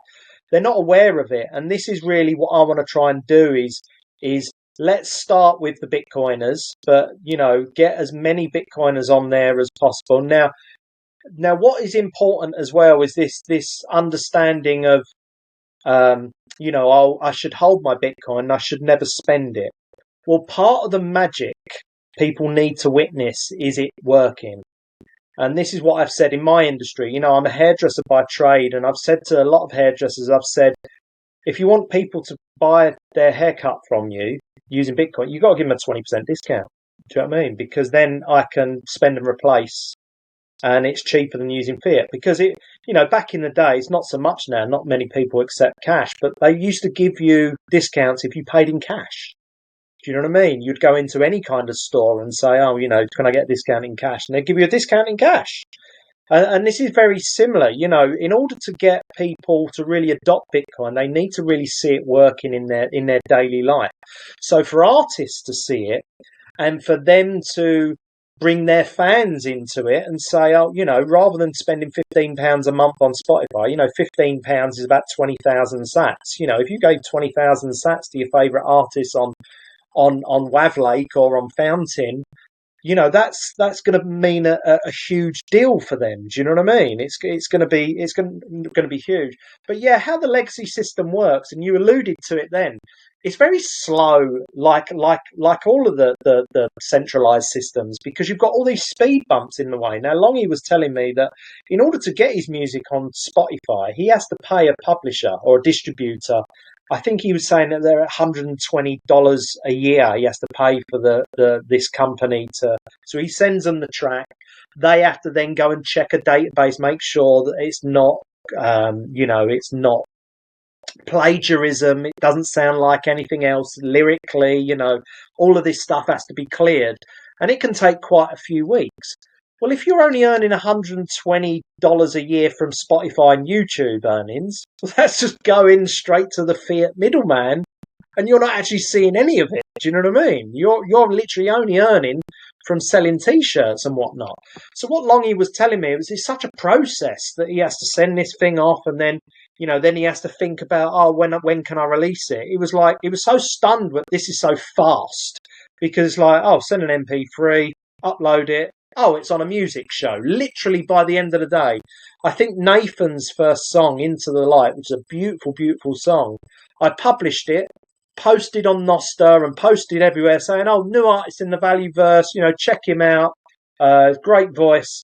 Into the Light, first single. Literally that night, he's being played on a music show in America. And it's that kind of wow, like what's just happened. And then the next morning he's getting sats in his wallet. He's like, what's happened? I'm like, mate. So I'll cut it and I'll use Fountain's little clip feature, and I'll clip because it sounds so cool, having the American accent introducing one of my British guys' song. It just sounds really cool. It sounds like something from a movie. So I'll cut that, like literally the intro or the outro of the song with that was Longy with the undercast, blah, blah, blah, what a great song or whatever. And, like I say, it fills them with joy. It fills me with joy. And, there's a problem there we've solved. The next problem is, how do we get it out there to more people? And I just think, well, if we can start with Bitcoiners, if Bitcoiners can download Fountain, you can earn Satoshis for listening to your favourite podcasts on Fountain.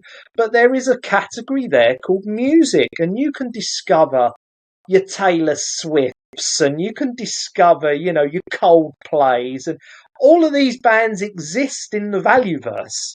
You've just never been allowed to discover them. You've never been allowed to hear them before. Do you know what I mean? So there's a whole... And I think when I first put Longy up, I think there was only about 20, 30 artists on Wavlake. That's all there was. I think the last count, and this was a few months ago, it's probably updated now, there's about 1,500 artists on there now. And it's everything from electronica to dance music to rap music to rock and roll, R&B, soul.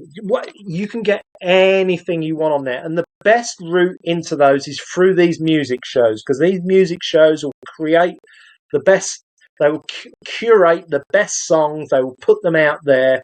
People get to listen to them. Once you've heard them once or twice, you're singing along with them. Do you know what I mean? And I'm pleading with every Bitcoiner that's listening to this podcast now, go and download CurioCaster in your browser. There's so many podcast apps. Go to new podcast apps. That pretty much they all do it. Fountain's obviously my favourite. Podverse, Podfans, True Fans. There's so many of them. Go and download one of these modern podcast apps. Go to the music category. Find what the music shows. I'm going to give a shout out. Upbeats is a great one. Sats and Sounds, another one. M2MH, Mountain Music Happy Hours, another great one. Boostergram Ball is Adam Curry's, right? Adam Curry's Boostergram Ball, but I think he's handed the baton on. He's not had a show for about 5 months.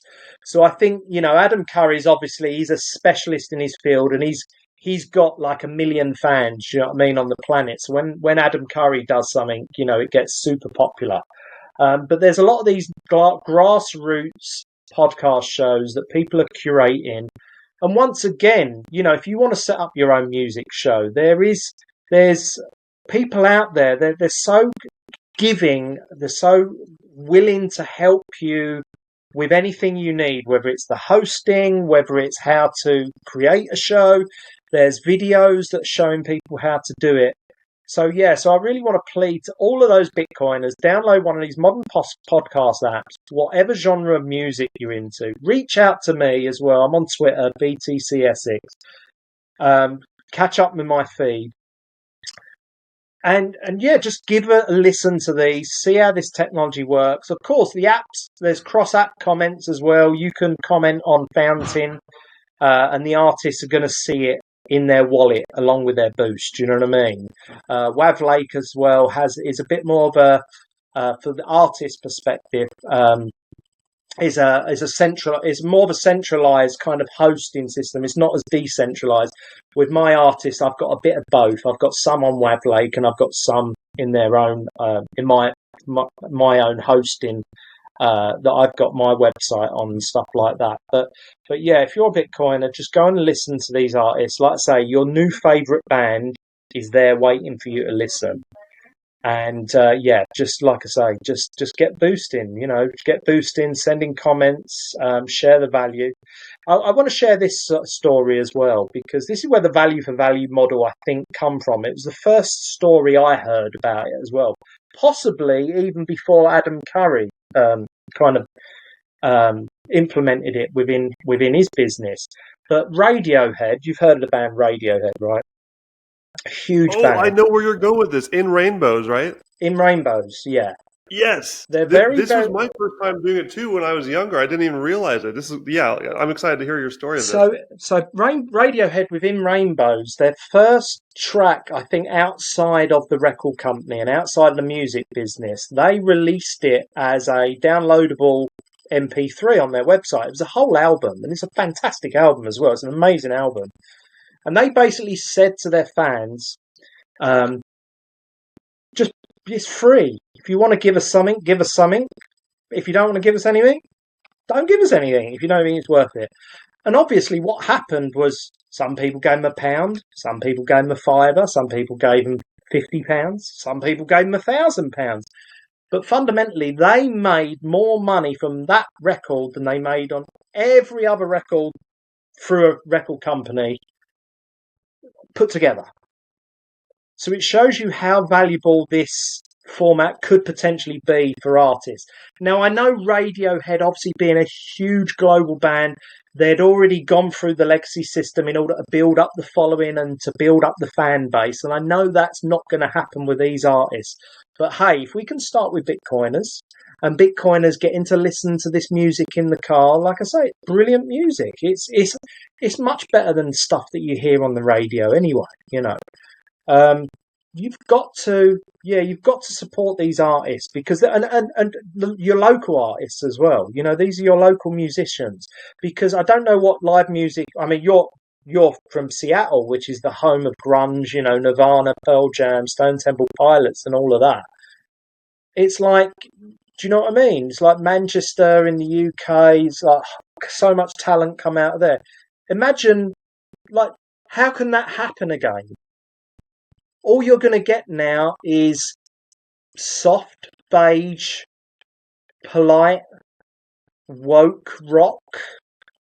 You're not going to get anything which is like totally gatekept by the same people controlling the government, the politicians. They're also infiltrated into the music labels and industry, so they're only letting certain music out there that promotes a certain narrative, like you said. Like 100%. even the art has been poisoned by fiat. 100%. When David Bowie was wearing stilettos in the 70s, it was an anti-establishment thing. It was going against all sensibilities of the time. But now when Sam Smith is recreating golden showers and, all this devil worship and Illuminati stuff, like trying to be edgy, trying to be cool, well, he's getting promoted. He's getting put on the front page of the newspaper for that. There's no up in arms. That's not anti-establishment. And we really need to keep music decentralized, because that's the only way the streets can really rant and be angry towards the establishment, is if the music has freedom of speech, freedom of reach, and all of that malarkey. Do you know what I mean? That it can get out there to everyone and no one can stop it. I mean, what are your anti-establishment songs these days that you hear on the radio? You don't hear it.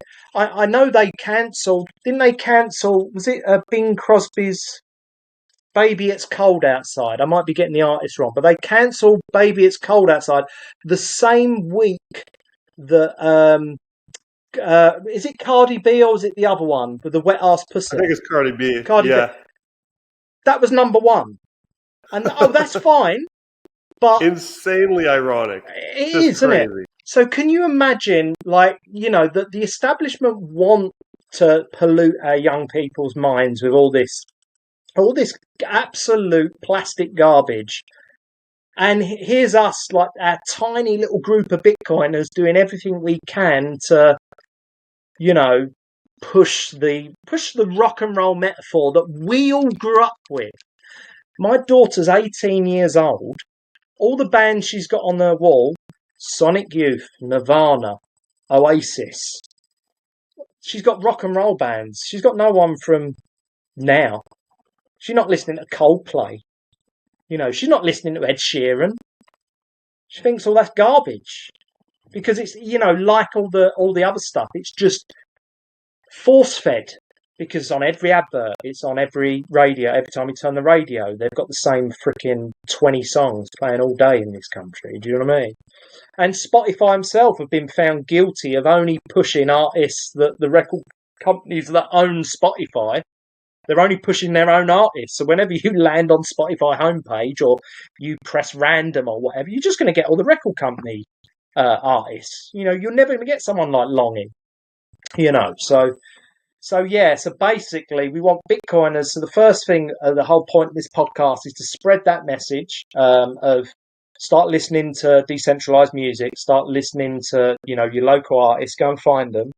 And we've got a first UK music gig powered by Bitcoin happening next month near me in a club called the Fickle Pickle Club, which is a legendary club near us. It's a 200 capacity venue.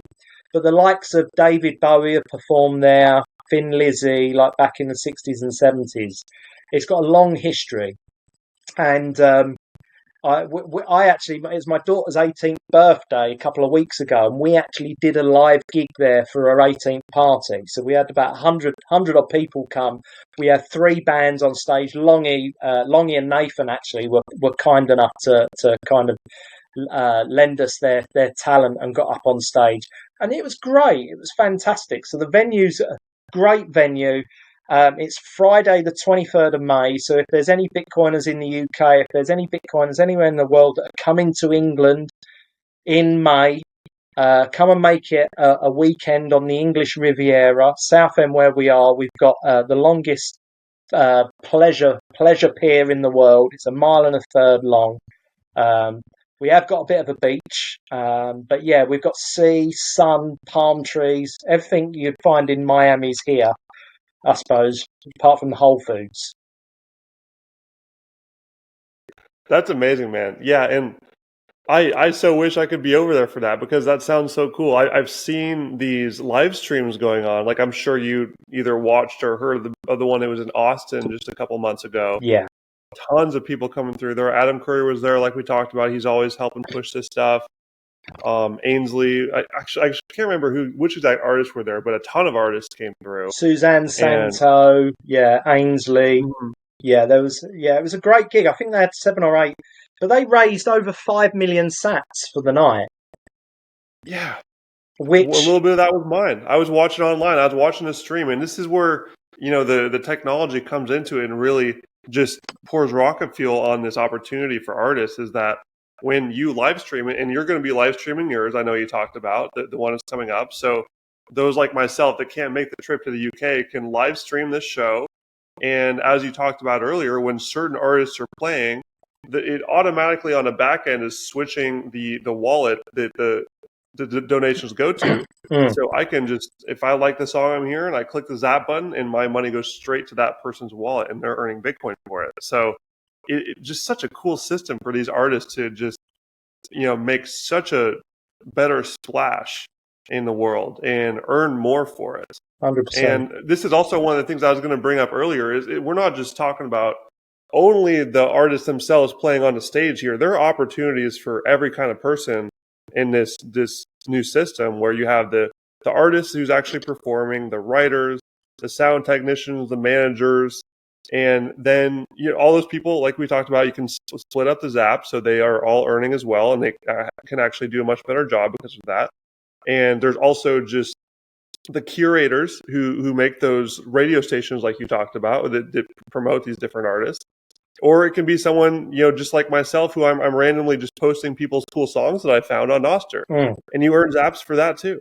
Oh, So it's so just cool. being independent, just like go and just listen to this music and enjoy the music and just share the ones you like, and people will zap you for that because that's valuable to people who are, they want to find this stuff. So Oh my every God. single person on every angle of this new system is within this beautiful incentive structure where everyone is rewarded for providing something actually valuable.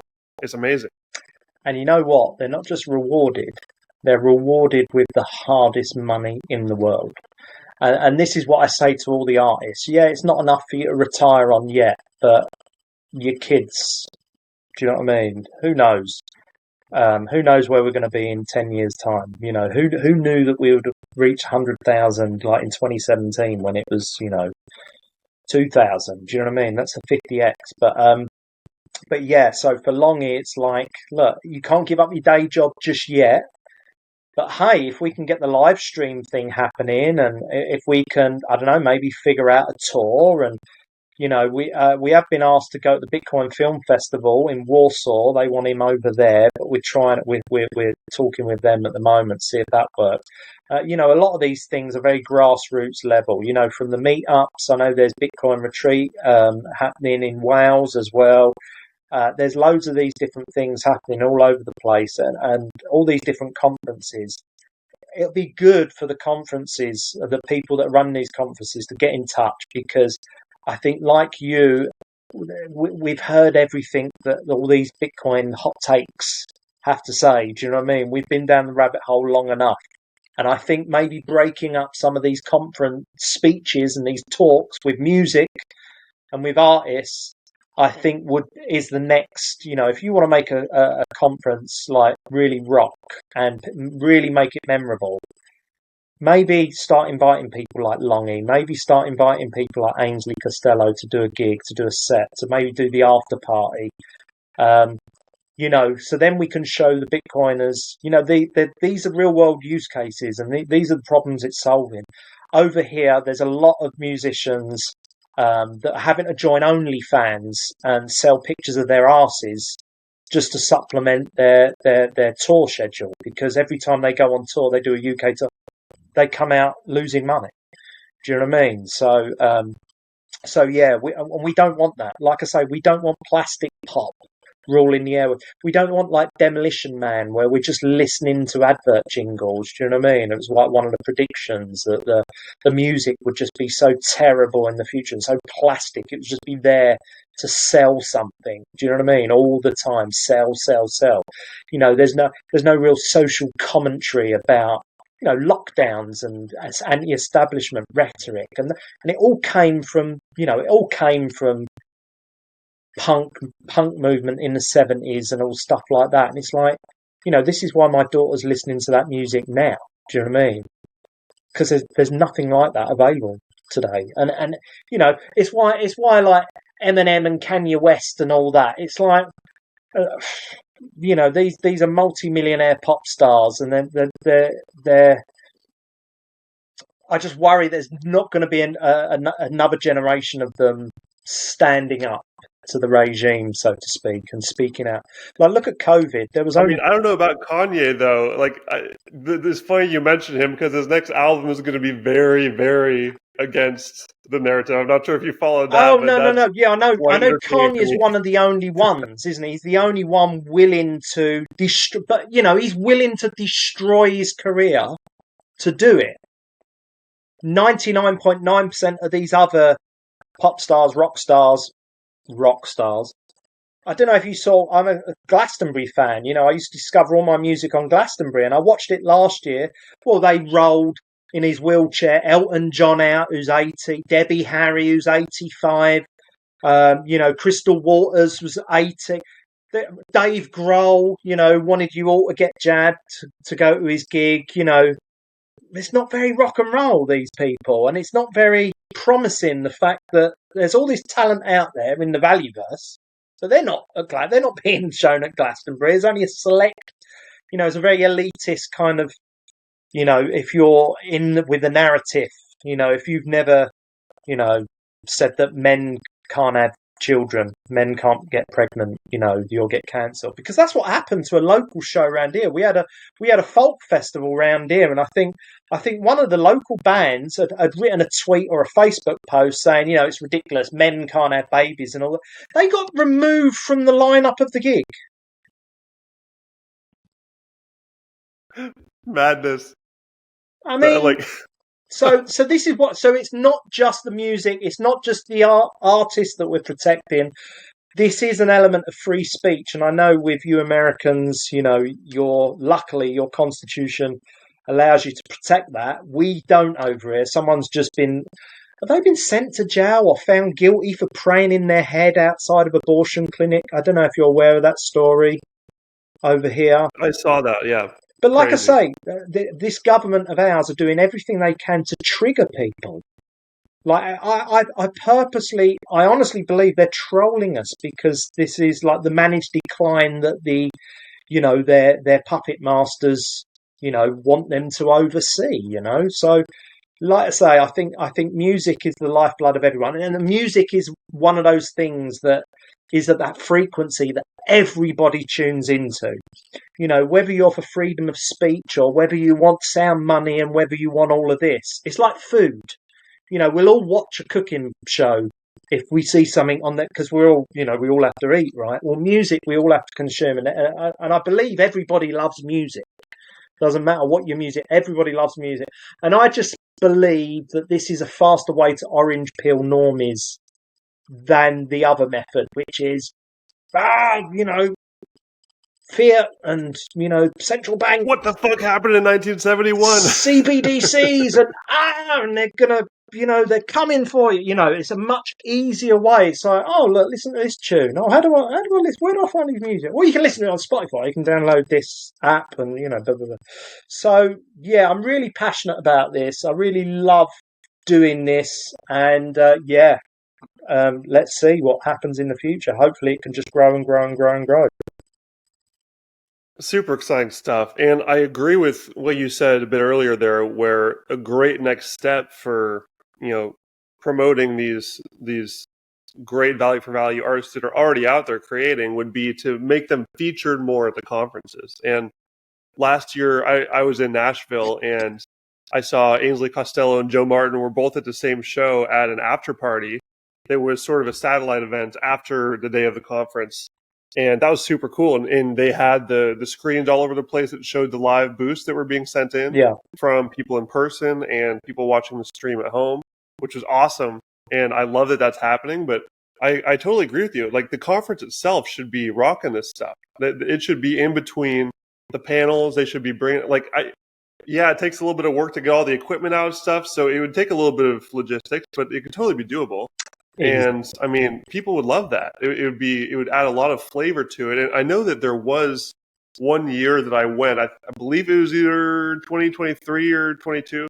I think it was my second year going to the conference in Miami, but they had the Sound Money Fest, which was like this after party. There was like a big music show, and lots of artists came, Deadmau5 and Logic, and some other big name artists were there.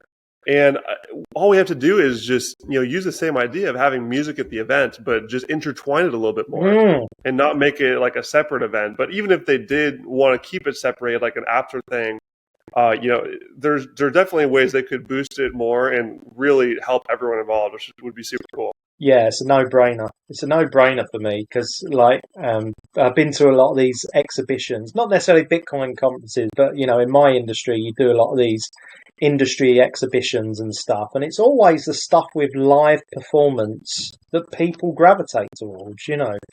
There's only so many Michael Saylor engineering analogies that one can cope with, at one of these things, and he's a legend and all that, but I think to break it up like that and to highlight these super talented artists, I think that's definitely the way forward, and it will give people a lot of it would enable people to see Bitcoin working in real life. And I think when people see it work, they see the magic. They go, "What? That's gone. That's gone from my phone straight to you with no one in between." Like, yeah, that Instantly, instantly one button press. across the world, straight into that person's wallet. It's people have to see the magic. If you want to orange pill someone, yeah, you've got to show them how it works, and you've got to let them witness the magic. Absolutely, I couldn't agree more, and I think that's a great way to sort of start wrapping things up here, just so the people listening can just go out there and just start doing this and start listening to these songs and participating. And I wanted to give a shout out to your website too, which I didn't as much earlier, but the bitcoinessex.co.uk is an amazing resource that you put together here. It's got, tabs for Bitcoin for retailers, as you were talking about earlier, how, restaurants and any small businesses can plug this in. You've got resources on how to buy Bitcoin, learn about Bitcoin, earn Bitcoin, meetups, videos and podcasts, everything. And so this is definitely for more people than just folks that are in Essex. But if you're like in Essex or around England, I would say like definitely check this out. This is like a great UK resource where you can, start building those meetups in that area for sure. But just tons of great stuff there. So I'll definitely put the link to that in the description box, as well as Wave Lake and Fountain and these other resources you've shared that are a good place to start. And I guess to wrap it up, Aaron, what's your closing message to the folks out there, wherever they may be? Like, we've got listeners who will be wanting to consume this art and get involved in Value for Value, and I'm sure there will be artists that want to produce art for Value for Value. What is your elevator pitch to this whole community of art lovers? Why they need to get involved in this? Why they should, really put this on their calendar to like stop procrastinating and build the future? Because all the artists hate Spotify. Even the people that are sort of consuming on Spotify know that the artists are getting screwed, and they think there would probably be a better way to do this, to find new content that's much better that they've never seen, because they've just been stuck in this gate-kept world of, only what the music labels want us to see. So 100%. Share your final thoughts. So my final thought really is, go and seek out your local Bitcoin meetup, because that will help keep your sanity, and it will help you hodl as well. Because I'd like to think that our Telegram group, during some of the harshest bear markets, it's, reiterating some of, Andreas Antonopoulos videos and saying, when there's blunt, this is when you buy, you don't sell, blah, blah, blah, and all that. So I'd like to think that if you find your Bitcoiners in real life, that's a real eye opener, and it's a real game changer, because you can meet people which are aware that are on the same plane as you. You can see all the fear, and it enables you to elevate the small talk to medium and hard talk almost straight away, knowing that you're not going to offend anyone. So there's that. So find your local meetup. But whatever you're passionate about, whatever your skill set is, find a way to do it in Bitcoin. Even if you're a woodworker, you're a carpenter, you make little tables, there's Pleb Market now. You can sell your stuff on there, which is like eBay on Nostr. You can sell stuff. In fact, I'm selling the tickets for our gig next month on there. You can buy the tickets for the into the Valueverse show on there. But yeah, whatever your passion is, even if it's artwork, even if it's drawing, even if it's electronics, putting together, who knows, sculptures, whatever your passion is, find out how you can link it to Bitcoin, and amazing things will happen. When passion and incentive collide, amazing things happen.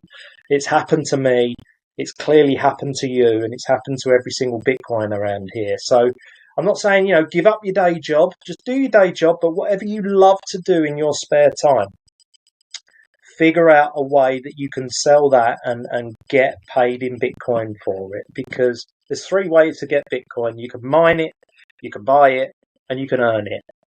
It's so much more satisfying earning it, because that 100 Satoshis today could be worth, a lot of money in the future, So that really, so first step, meet Bitcoiners in real life. Go out your way if necessary to meet them in real life.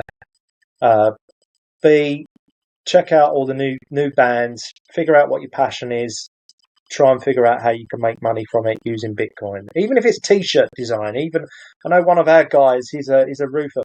Oh, and the other thing in our Telegram chat as well, what I forgot to say is as well, everyone in my Telegram chat, they're all, so I've got people from hairdressers, obviously, like me, makeup artists, carpenters, window fitters, plasterers, kitchen fitters.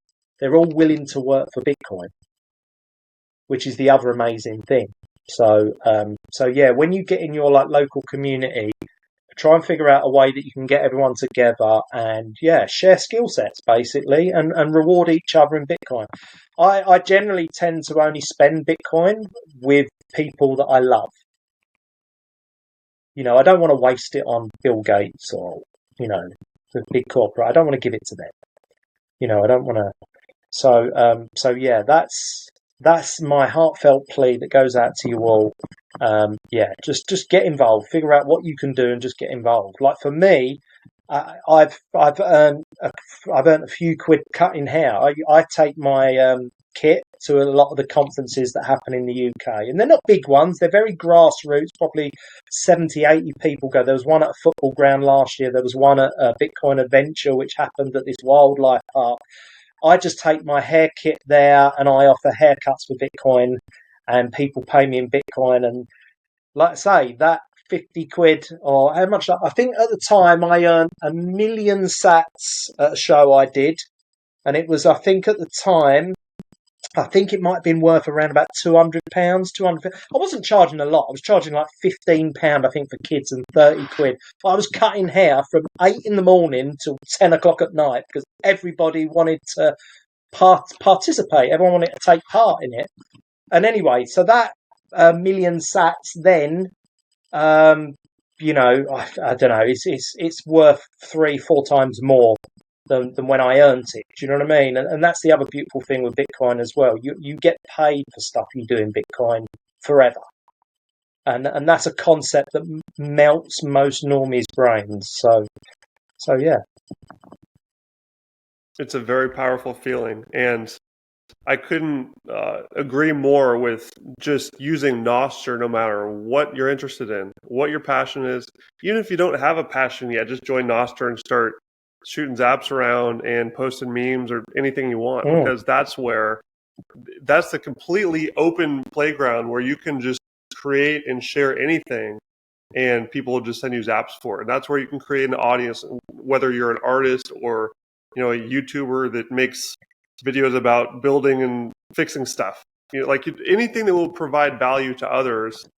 It's a great place to figure out what people are looking for. If you just put your stuff out there, and it's a great barometer for how much value you're providing, and instantly set up shop as a business right there. And you're going to be earning sats right out of the gate. And it's just an amazing place to get started. And so excited about all these new people that will be coming. And I'm excited for my listeners to hear more about this and check out all the work that you're doing over there at Bitcoin Essex. Aaron, it has been an absolute pleasure talking to you today. I wasn't expecting this to be a 2-hour plus one, but there's so much good stuff to talk about. And I want to do another episode in the future, so we'll have to keep in touch. There's way too much to talk. Yeah, no, definitely. I'd love to. Yeah, once you get me going, mate, I can't stop. Do you know what I mean? It's been an absolute pleasure. Thank you for having me. Lots of love from the UK over the pond to you guys over there, and I hope you all have a wonderful, wonderful year. Hanging out the back of the field, oh, I wonder what you'd say if you saw me now. Oh Lord, I made my way down Warren Street. I watched the film stars being snapped by paparazzi. Oh Lord,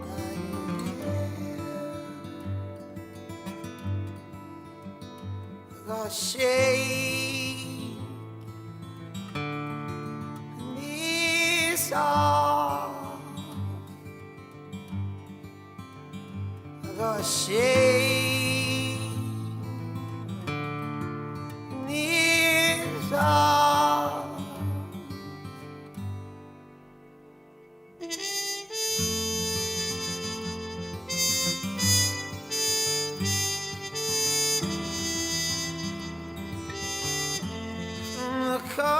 shadows of this glitter dusty town.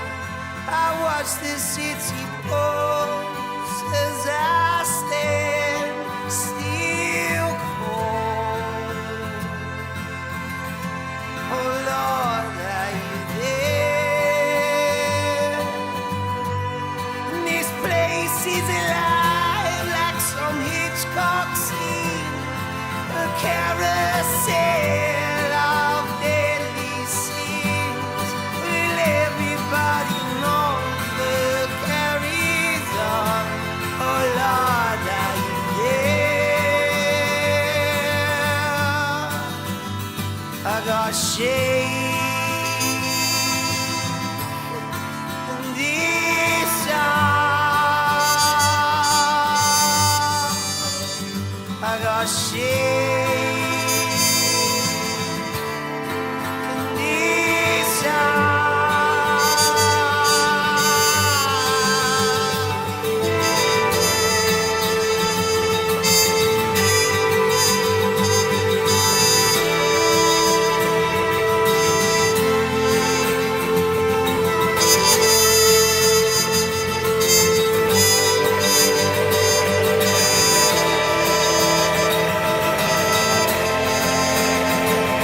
In the air will let you breathe again. The limb turns into strength, and then you try to shake and loosen off this pain.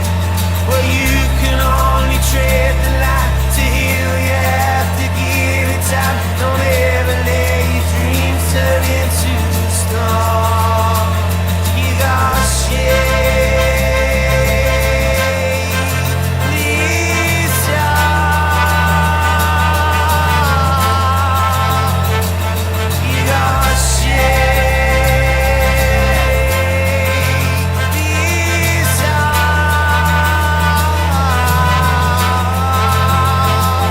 You got shade this